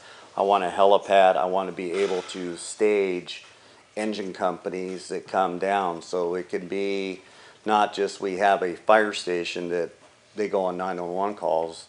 If we have land available, I want to think bigger. Okay. And that is so we can service our fire equipment, we can land helicopters, we can use it to do medical rescues, we can stage resources there. We have a light training facility that we can accommodate for hosting meetings, having training, all that good stuff. Okay, so 5 acres is the big wish. Yes. What is the minimum that you need? I'd say the minimum would be 1 acre. Okay. We already have. If you're friends with Ellison, Well, no, we already have that for you. Well, you already have that for you. The Malibu courthouse. Yeah. Just take it, it's yours already. So we'd have to look at, and so that's something that we can entertain on how that looks with the courthouse. I know we've had that discussion before on what it would take and see how that looks. I think that we need to have a small group to say, hey, this is what it would take to do that. Okay. Lynn's already working on it. Hey, Lynn, Condra. Oh, perfect. Okay. Okay, so I think I heard you said that we have 17 firemen on duty in Malibu? Correct. Okay, and that's throughout all the stations? That's just with the 4 stations. Which are 70s? 70s, yeah, so 88. 70s, 99s on the end, and then 88, 71s. Okay. Mhm. And then you had 900, I think you said, 900 calls, or what was that, rescues, or not rescues, like patients or something delivered somewhere, I think you said? 937 937. patients. Okay, so, I know I've asked you this before, and I just wanted to see if, so you don't track the number of these patients, quote unquote, that come from our treatment centers, or do you? Or could you give a rough estimate how many of those 900 are from the treatment centers? So, Or how many calls? I don't know how we could track that. I can say that the address comes up, it says it's a difficulty breathing. Uh-huh. We're not treating it as, oh, we're going to another treatment center. No, I know that, but So I don't, if we did it by address, there may be a way to do that. Every incident has an address attached to it, Yeah. so if we did sort by address, we could. Yeah. You could do a heat map, like a heat map on Yeah, that. that's correct. Yeah, So maybe it can be done, it's just, I guess I was answering that, no, we don't track it Right, like that. okay. I'm just wondering, I don't know how we could do it, but we need to free your guys up, or at least do something in the way of permits for these treatment centers that include some sort of, 911 tax or something like that, or prepaid somehow for that. Because I just know from my friends that are in the fire department that they eat up a lot of resources, and you would probably agree, right? Right, so I could tell you what we do, is a treatment center is supposed to have staff. I know that if they have something that potentially they could handle, it may distract them from others, so they rely on us to go and handle that business. Right, and you guys do it for free. Of course we do. And so one thing that we have is our medical director that had our doctors that come in Kazan that has gone and talked to them about looking at, because it's not just you, we have them all over. Sure. Outside of the city of Malibu as well, and they do become a challenge. Not because we don't want to go, but if you have a medical facility or treatment center that says that they have an emergency medical component behind it, there is a reliance on Sure, that. but I mean, it doesn't matter, like, even if it was a non-treatment emergency, if you guys, if you roll on that, then you usually have to backfill behind, right? So it doesn't matter what it is, but if we're on a response, somebody has to come from somewhere else into there. So if engine 88 and squad 88 is out, right, then it would be on engine 70 or engine 71 and squad 71 to fill the gap. Right, and I mean, the city already sort of, I think, monitors their septics. We could potentially look at some way of monitoring this response in a way. I mean, this is like spitballing, trying to figure it out, but I want to help these guys with their resources so they're not just tied up on basically what's an industry making money off of Malibu itself, because people come here for that. So that's just an idea. So you're thinking just like maybe just to understand. Well, like when they file for a permit to run a treatment center, right? They have to get a permit of some sort, don't they?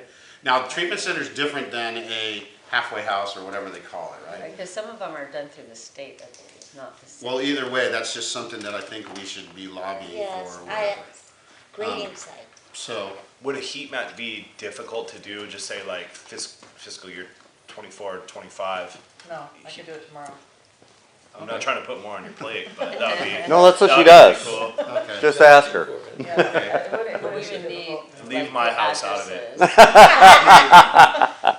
I don't know if we have a comprehensive list of treatment centers in the city. We know where they are. Or even an ordinance of, All you even need to do an, is look at the cars parked on the street, but, even an ordinance of like them having medical and stuff. ordinances get kind of tough. I think if it's a permitting process, just like they have to deal with their septics, they gotta deal with some sort of emergency fee or something in order to operate within the city. Yeah, that's a great idea. Let's see, okay, and then one last, question is, for the Palisades event that happened, was there, and do you know how many of your guys were pre-deployment for this area? I do.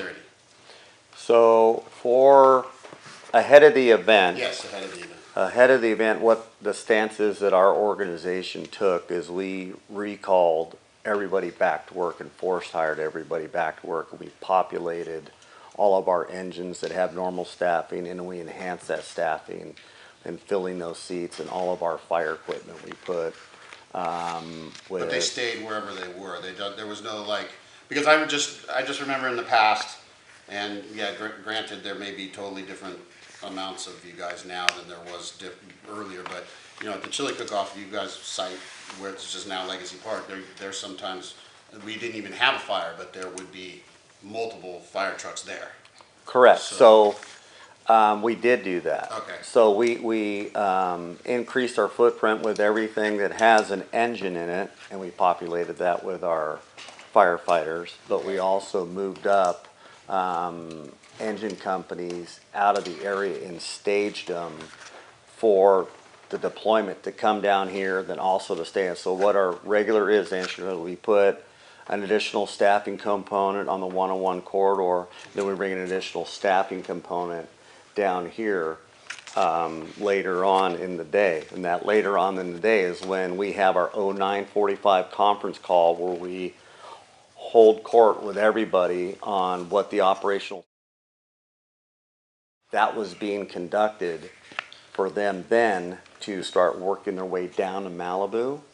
And they usually get down here about 10:30 is reasonable to stage, and we actually put engines in each station. It's easier rather than just setting them up at the corner of walk and don't walk. And so that was in play to do, but the fire happened and we sent. Is it, okay, so, and then I guess my last question is a combination of you and lifeguards, as far as you're both under fire, but the lifeguards don't really have any paramedics, do they? No, they do. Oh, they do? Absolutely, they do. So we work really seamlessly together on what needs to happen. They have what I like to call the Santa responsibilities. But they do have paramedics as well. Okay, so I'm just wondering if there's like, you know, the lifeguards on in the wintertime when the beach is less active, you know, whether they can help with some of these, maybe even some of these calls for places like the rehabs or whatever. I mean, somehow to spread it out since you're all under the same banner, so to speak. I mean, or do the lifeguards, I know they leave the beach because I've seen them in car accidents and stuff. So. Yeah, so I would have to look at what that looks like, because routinely they don't go up corral to go to a 911 call for a chest pain, difficulty breathing, or something like that. But I can say along the 101, the one along Pacific Coast Highway and up into the Pepperdine Initiative, our model is if you're there, you know that there's something that you can go, they can take action, but they don't get dispatched to a certain address that, you know, is up Big Rock or something like that, unless they're right there. But can they go? Absolutely they can, and they do. So all the stuff along PCH, we get them routinely because they're right there. They just don't say, oh, okay, you got it at 70s. Okay. They stop. So we do that, but routinely they do not get dispatched to a service call at an address. All right, and then one final one for you is that the tons, or, you know, I'm not gonna get caught up in that, but basically, I know, I mean, I've been here my whole life, right? So I knew that Bush or Zuma Canyon during Woolsey hadn't burned since probably in 50 years or so. So when a fire comes through an area like that versus what it would come through today after Woolsey, that fire, originally, the Woolsey fire, would have more energy and more potential to be more dangerous than what would happen if it burned today. That is not correct. that, not that today's, if it burned today, it wouldn't be, but it has more energy, burns hotter, and potentially be much more dangerous than something that burned through today. Correct. Okay. That is a true statement. Okay, so are we, I mean, it's not like we're safe or anything, but like, you know, now that we've had Woolsey and now the Palisades, as well as the Franklin, it's pretty much the whole area has been burned fairly within the last 10 years. Correct. We're maybe a little safer than we were before these areas burned. That is correct. And so one thing that I've always communicated, we have a blank canvas in Malibu. How do we want it to look? Okay. And that's with land management practices, with the defensible space for people that now could do maintenance as the regrowth comes back. So to that end, is native vegetation more flammable than invasive? I mean, it's just all the same? It plays two different roles in the fire environment. So the native vegetation during peak fire season is very explosive. Okay.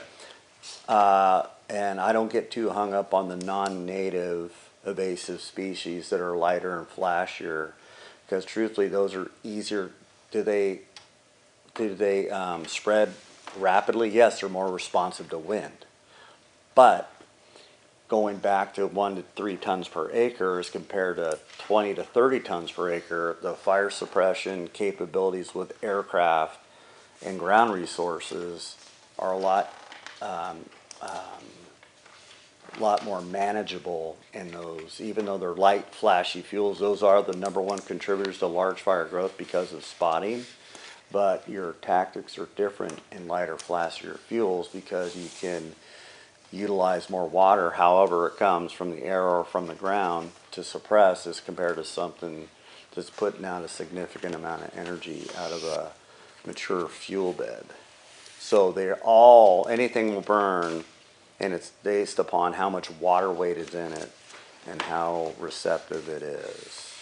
Okay, I appreciate your time and thank you for coming. I don't have any further questions for fire. I do have one for the sheriffs and I have one for lifeguard. Okay. Thank you, Chief. Thank you. Appreciate it. So much. Appreciate you coming out. Could you comment about the Genius. Franklin fire, what was found at the origin? Undetermined. There was a lot going on in that whole area within the Franklin fire, so we have nobody that saw anything. We can't say that it was a person experiencing homelessness. There was, along a road system, you get a lot of stuff, but we could not narrow it down to, ooh, this is it. Thank you. We're not, yep, excuse me. I'm sorry, you allowed Ryan. I didn't allow Ryan, he just went, so. My bad. Bye, No, Joe. it's okay. Bye, Joe. Thank you. All right, thank you, Chief. Yeah, we'll take a break after this. Go ahead. Sheriffs. Malibu is very limited in their DUI locations, is that correct? Like, I mean, The checkpoint. well, the checkpoint.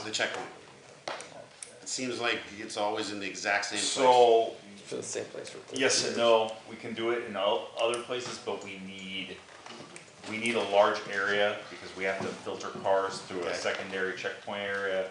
We have to have parking for people's cars that they're not allowed to drive anymore. We end up making an arrest. We have to have tow trucks staged. We have to have signage before the checkpoint. We have to give people an avenue to drive around the checkpoint by law.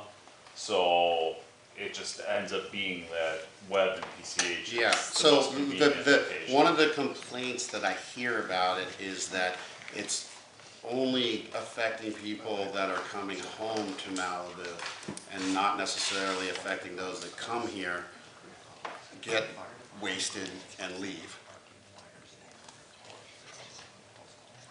I mean, you it depends on where the person lives and which way they go home. Well, I but mean, if they're leaving Malibu, how do they get it if it's always on Webway headed west? they go to Malibu Canyon and go up Malibu Canyon. There's no checkpoint there.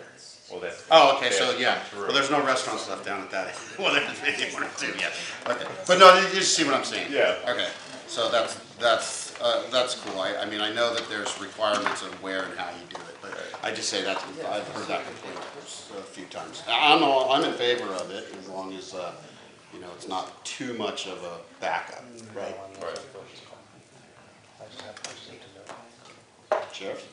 Oh, I asked questions about the drone and how wonderful they are and all that. Currently, do we have money in the city's budget for another car currently? I'm sorry, say that again?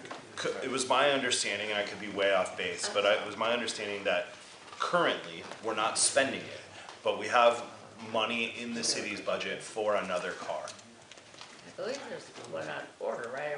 We just received. No, for another patrol. Sheriff. When I say car, yeah, that's. Yeah, but there's a growth moratorium, so we Correct. can't get it, right? Correct, so. Yeah, so it's not in the budget, it was removed from the Yeah, budget. because our task tonight is to be able to, do we still have a quorum? If you wanna make a recommendation, you would need to wait for her, but, I mean. So We're not making a let's keep moving. Yeah. Well, we've been asked to make a recommendation. But I got a question if for lifeguards too. If necessary. So that's why I was asking that question. I don't think that this is the time and place for roles and adjustments to deployment of resources, so I'll kind of save it, maybe kind of talk off camera and stuff.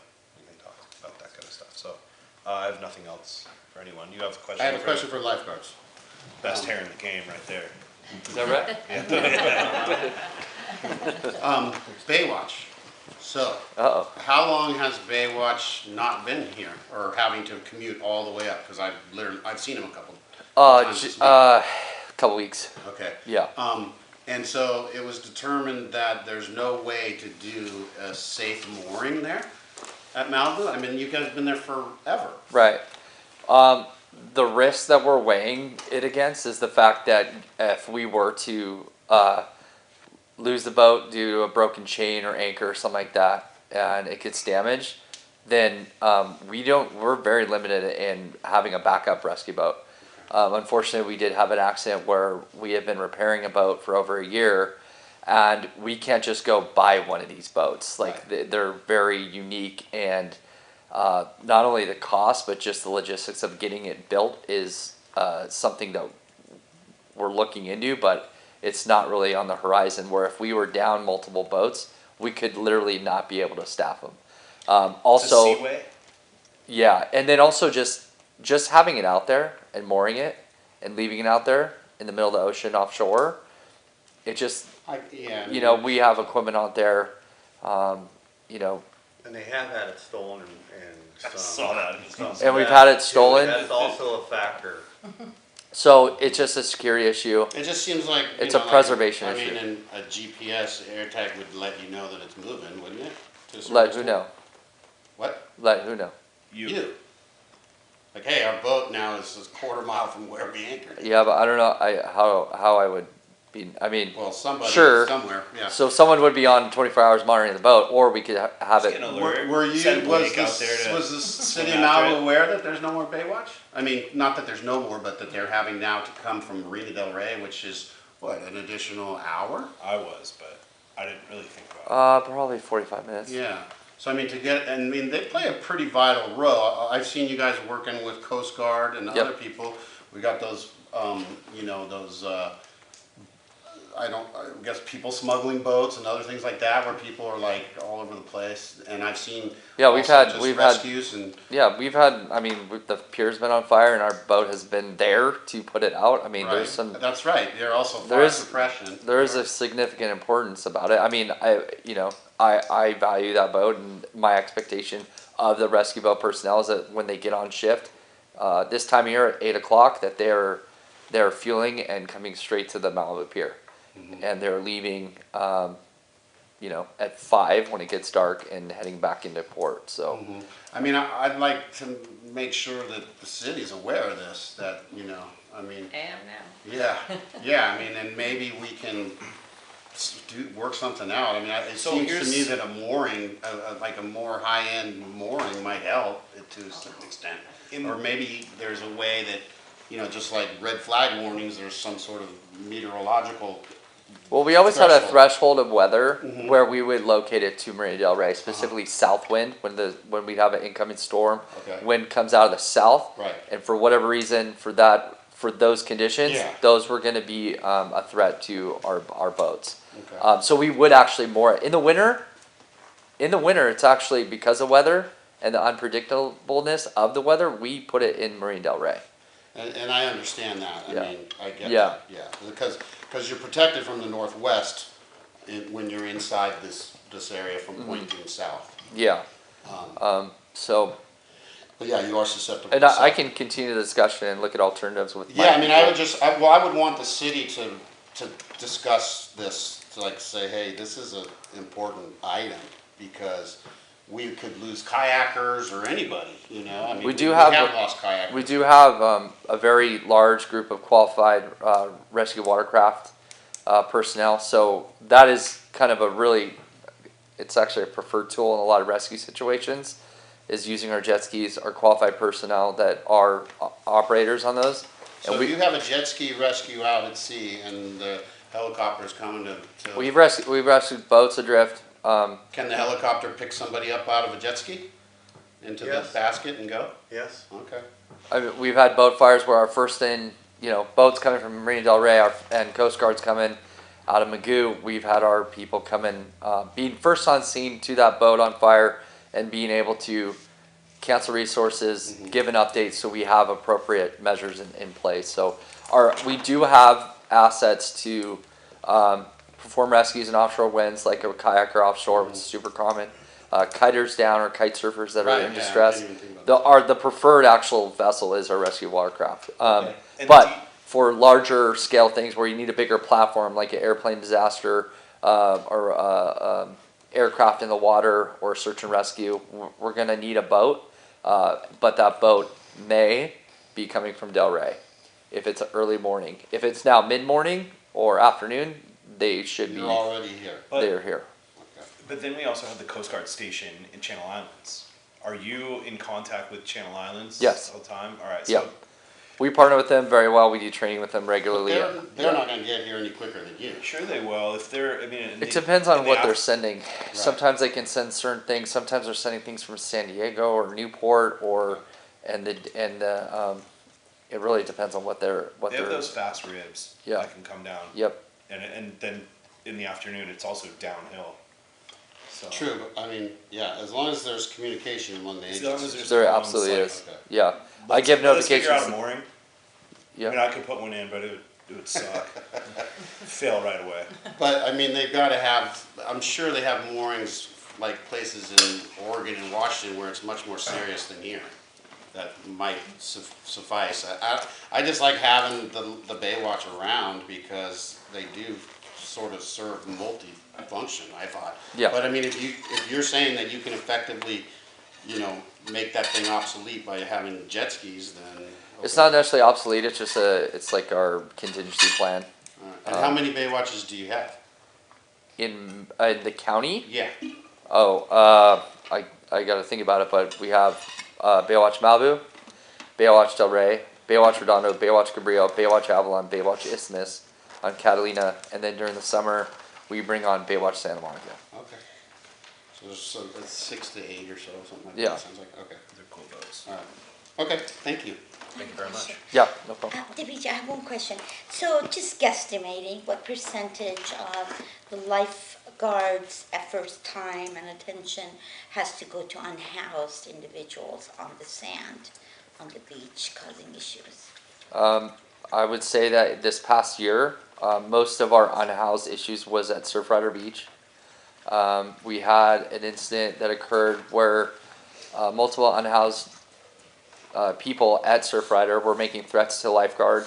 I ended up having to work with sheriffs and getting him to agree to relocating his work location because of the threats that he was receiving.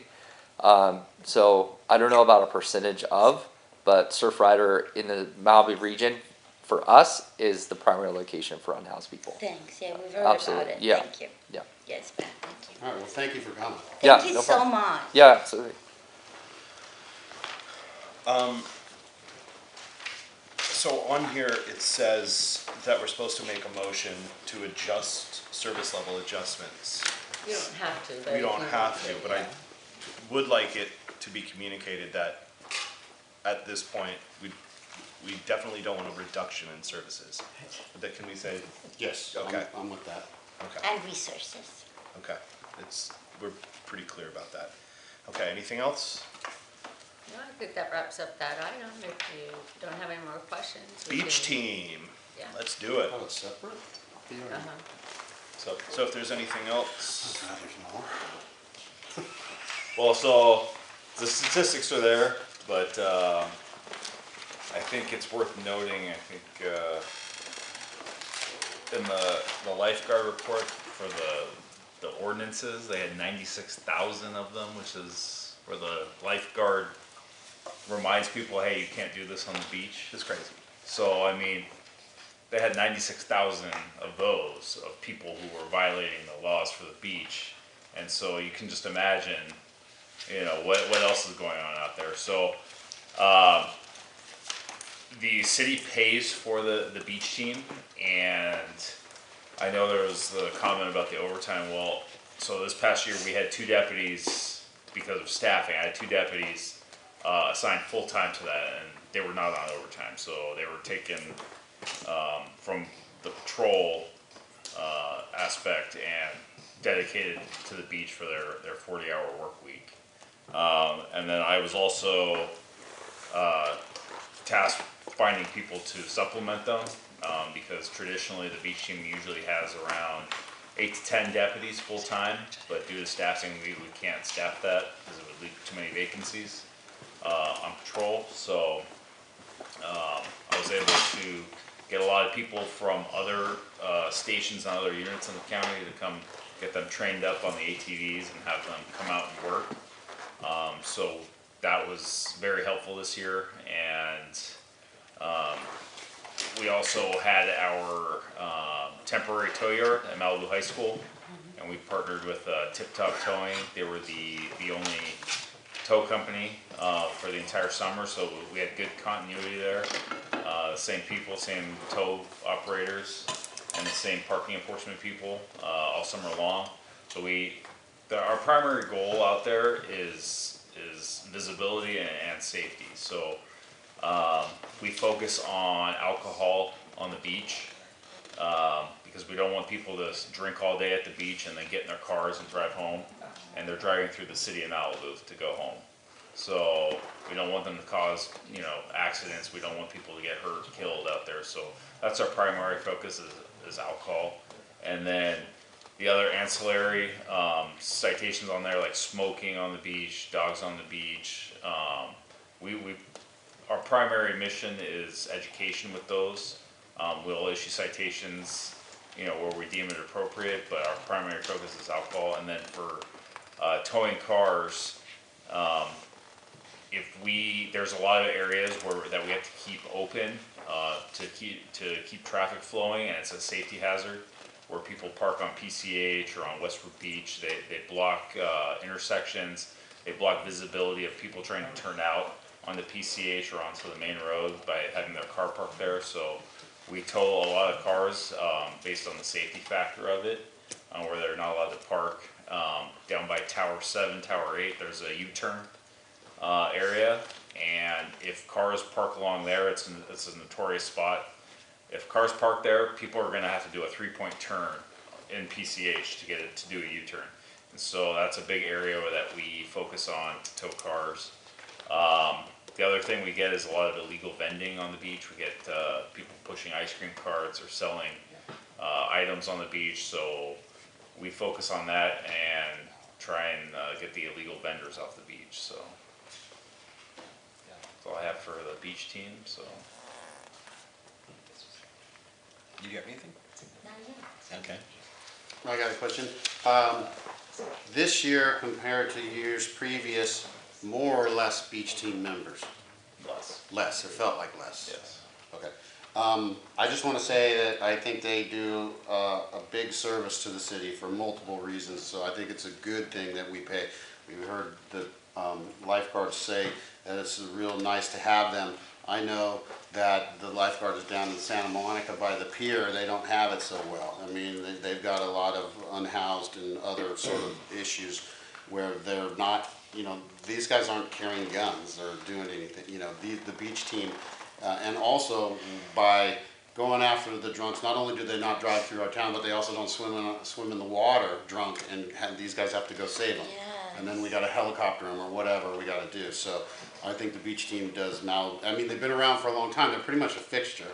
And I think, you know, that they do a good job, and I would hate to see it go away. It's a necessity, and I think other cities should see that. It's hard to quantify.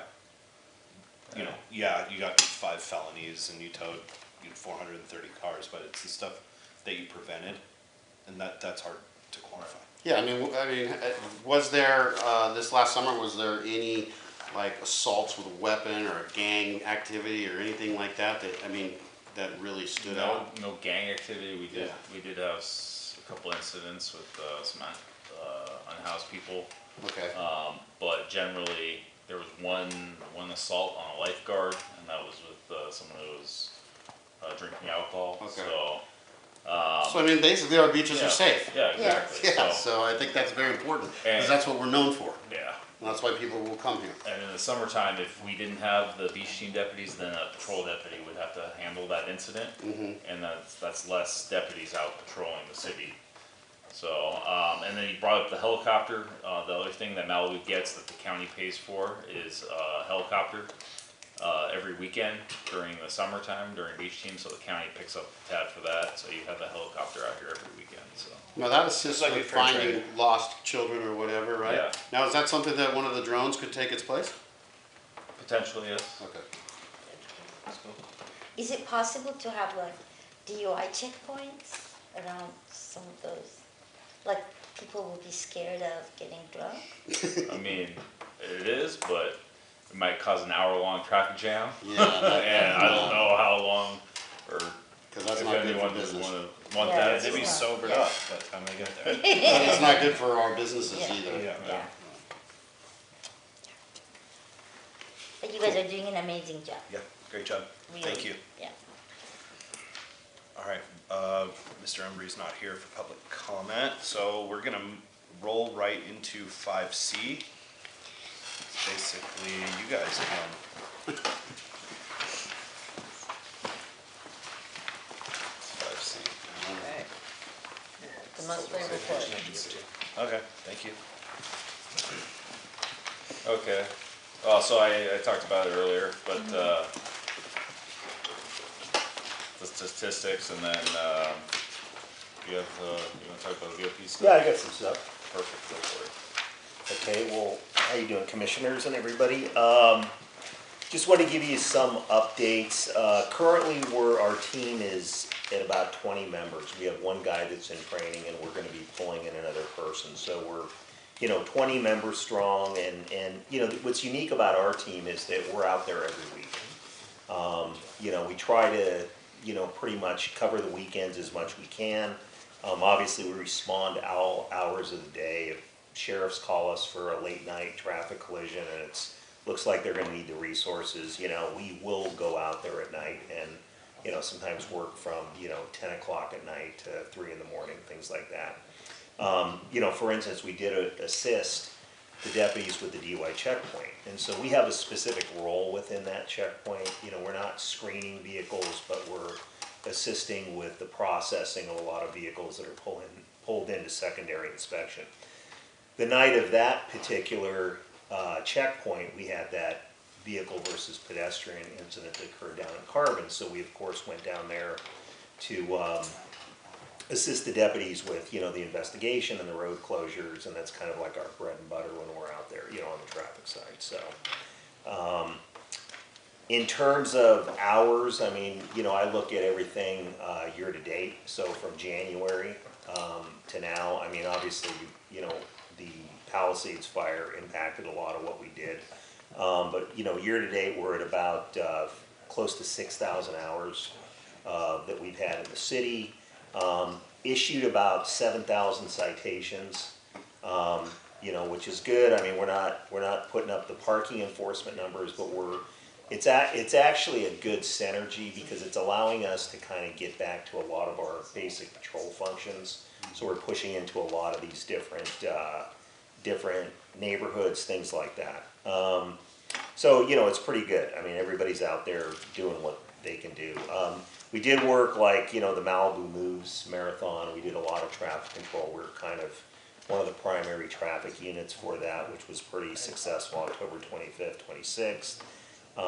As I said, we did the DUI checkpoint. In terms of vehicles, the good news is we have all of our vehicles. The bad news is they're just in various states. So 2 of them are slated to go to county fleet. Probably, I'm guessing, in the next couple of weeks. All the T's have been crossed, the I's have been dotted. Now it's really just a scheduling function because fleet has so many vehicles down there that they literally can't store them down there. So what they've got to do is they've got to have a date certain, bring it in on this date, and we're going to work on it and then come pick it up. Used to be we could go down there and just leave the cars down there. We can't do that anymore. But we'll have 2 that are going to be online here, I'm hoping, pretty quickly. Up the final parts of the bailment agreement. So that's exciting, and it'll probably be the first time we've ever had all the cars we've needed. Yeah, you know.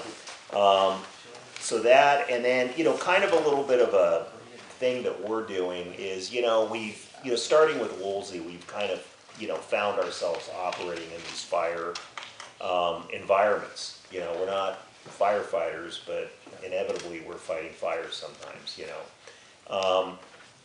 And so myself and 2 of the other VOPs are now taking this Wildland Firefighter 2 course. And it's in conjunction with the brigades. We were actually pretty fortunate to be able to get in on the training. So we're going through the same training the brigades are. We started this last weekend at Pepperdine. Josh was there, and I won't tell people that, but it was really it was great training. I mean, we're going through the next 2 weekends with it as well, but it's very eye-opening in terms of understanding weather, fuel, fire behavior across terrain, things like that. And I think, you know, and I talked to the instructor, Chief Updike, and he's actually been in touch with Lieutenant Zico and Sergeant Wax at the station, because I think if you're going to be out there operating in these fire environments, you should really have this baseline understanding of what's happening around you with fires. So we're really excited to kind of be able to do that. And, you know, I think as time rolls on, we want to pass along a lot of information to our team regarding fires, because it's, you know, it's pretty interesting stuff. And we, you know, as part of this class, we study fires, you know, everything from, you know, what happened in Yarnell to there was a Vandenberg incident. We talked about Woolsey, we talked about Palisades, of course, Franklin, things like that. But, you know, again, you know, it's a fantastic education that I think I wish was available to more people, you know, not maybe at the depth and scope that we're doing, but, you know, so it was pretty good stuff. We walked away with a lot of great knowledge, and then, you know, we're going to complete the training here, so we'll see what happens. But that's all I got. Any questions? As a matter of public record, are you going to be taking the PAC test with us? I'm debating that because I mean, I'm not trying to be a wildland firefighter. So, it's, I believe in you. yeah. That would be To be amazing. determined. Yeah. If I you just guys don't know get what to- I'd do with it. Get the gear, and if you guys get trained, that would be amazing. He's trained. Get the gear and get trained, yeah, okay, but I don't wanna get mission creep here, because in fires, we're not, we have to do other things, so, but anyway. So Yes. monthly reports from fire and lifeguard as well. I don't know if either of you want to highlight anything from the last month. It's in the monthly report. Okay. I'll leave you guys with the notable incident. Yeah, hit us with the drama. Yeah, We love yeah. the drama. So, October 24th, the special assignment deputies were patrolling Legacy Park when they found a transient with a half-drink bottle of rum. He was stumbling around when they contacted him for being drunk in public and having the bottle of alcohol. He resisted arrest, and during the arrest, the suspect told the deputies, and I quote, "All right, you little blanks, come on, work, blanks, earn your blank paychecks." And he ran, or No. just no? They arrested him, Yeah. and he was arrested for felony resisting arrest. So. Was he a regular? And being or- drunk in public. No, he actually had just got off the bus from Santa Monica. Isn't that wonderful? Yeah, we have a bus for that. Stay out of Malibu, Lebowski. Okay.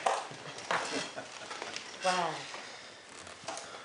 And the car that drove off Malibu Canyon on Sunday, I mean, I know it's for next commission meeting, but that lady is okay? I don't have any information on that. Yes, there's no information. If it was past HRL labs, it's out Yes, of patrol. yes, area, absolutely. yeah. It's not enough, yes. That's right. That's right. Okay. We're gonna roll right into the Homeless Services Monthly Report. Yes, good evening. Luis, thank you. Good evening again. September was a great month again for our homeless outreach team. 3 folks moved off the street. 2 went into temporary housing, and 1 was relocated/reunified with the family. One of those individuals that was temporarily housed, as mentioned, has been here for about 2 decades. So again, very good housing placement there, and yeah, they just continue to do great work. Thank you, Chief. Thank you, Deputy Thank you. Chief. Thank you, Megan. You guys are amazing. Amazing. Sorry. Oh, you're good. No, that's all I have to share. Like I said, another great month by the team. They're out there every day. You'll see that blue truck. People concerned. They're everywhere. We've got them permits to go into all of the county beaches and do what they need to do, and another exceptional month. So happy to answer any questions. Thank you, Luis. Yes. Do we have any questions for Luis? I have a question. When you say outreach team, you mean staff and other people? Outreach team being the people concerned, but that includes myself, Yeah, the sheriff, staff, yeah, sheriff, and then our outreach coordinator with the Las Virgenes Malibu Council of Governments. But yeah, but this report strictly is just people concerned, our outreach. Okay. We did get a slip. Sure. I understand the agenda is not out there, so I'm cutting you breaks. Okay. Thank you very much. This is Ann Komarovsk. So first of all, I need to do a better job of saying I'm running for governor, California. So I need to do that. But it's not the right place to do it. But in general, I just forget. So on homeless outreach, they're not here. And I know you do the report, but they're not in the audience. They never do the actual report. And I do run into a lot of homeless people around the library and the county water district. They're there all the time. I just bought coffee. What is it? A pumpkin spice latte at Starbucks for a homeless or person that was going to go back to Santa Monica for storage and that kind of stuff. And I've seen him twice. So that was at the Starbucks in Cross Creek. Seemed like a nice guy. I think he wants to be homeless on purpose. So he's not like doesn't seem to pose any danger, but he definitely, I don't know if they count him. I have only once seen the homeless outreach people by the Rouse by the fire station. That was it. That was the only time. Every other time I haven't seen them. They're not here for the report. I think they get paid $400,000 a year to take care of, 30 people. So that's it. Thank you very much. Keep up the good work.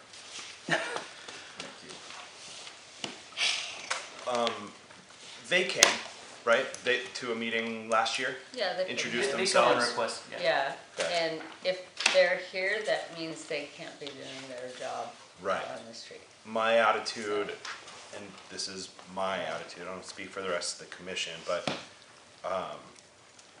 the numbers speak for themselves, right? Your work speaks for itself, and I'm not gonna ding them if not coming here makes them better at what they do during the day or whatever they're doing, then I don't need to hear it. But certainly, anytime, if you want them to come maybe a couple times a year, quarterly, we could certainly make those they can arrangements, yeah. But what do we need them for? I mean, as long as we get the stats and we have description of what they do. If we have something to say or some adjustments, then we'll talk about it, but I don't need them to answer for failures or anything like that. They're doing a great job. So Luis, this one is for you and Sergeant Soderman. Yep. Is there anything that you guys need for these burnout properties that, to keep the unhoused out of the burnout properties? Or is it kind of considered a disaster area and they're not supposed to be there anyhow? Or do you need these? Letter of agency. Letter of agencies. I mean, You need letter of agencies. The sergeant can speak more to it, but yeah, I think that's something that's gonna be crucial, just the letter of agencies in general. I know Big Rock Community is one that's been voicing their opinions about some of that sort of stuff, so we've shared all that information with them, the camera registry program as well. And can those letter of agencies, are they online? Yeah.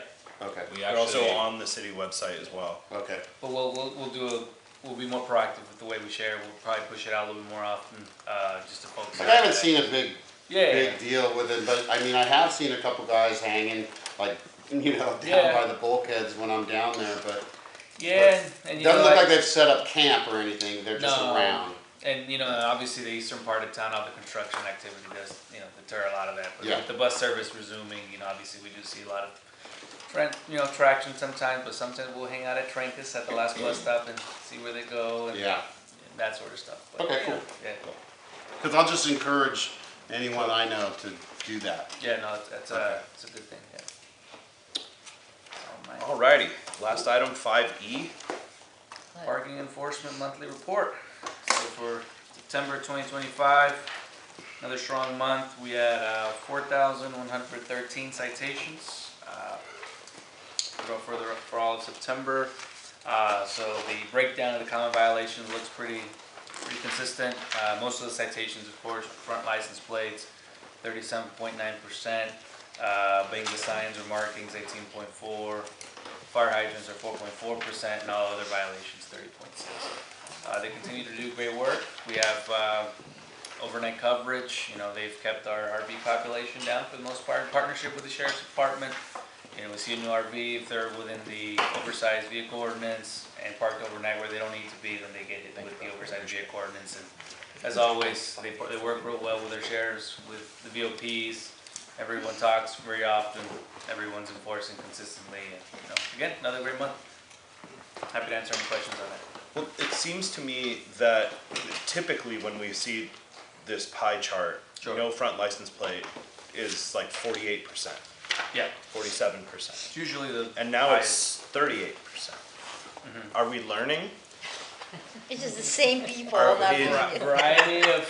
His wife. Yeah, my wife has got a front plate now. She's probably part of that.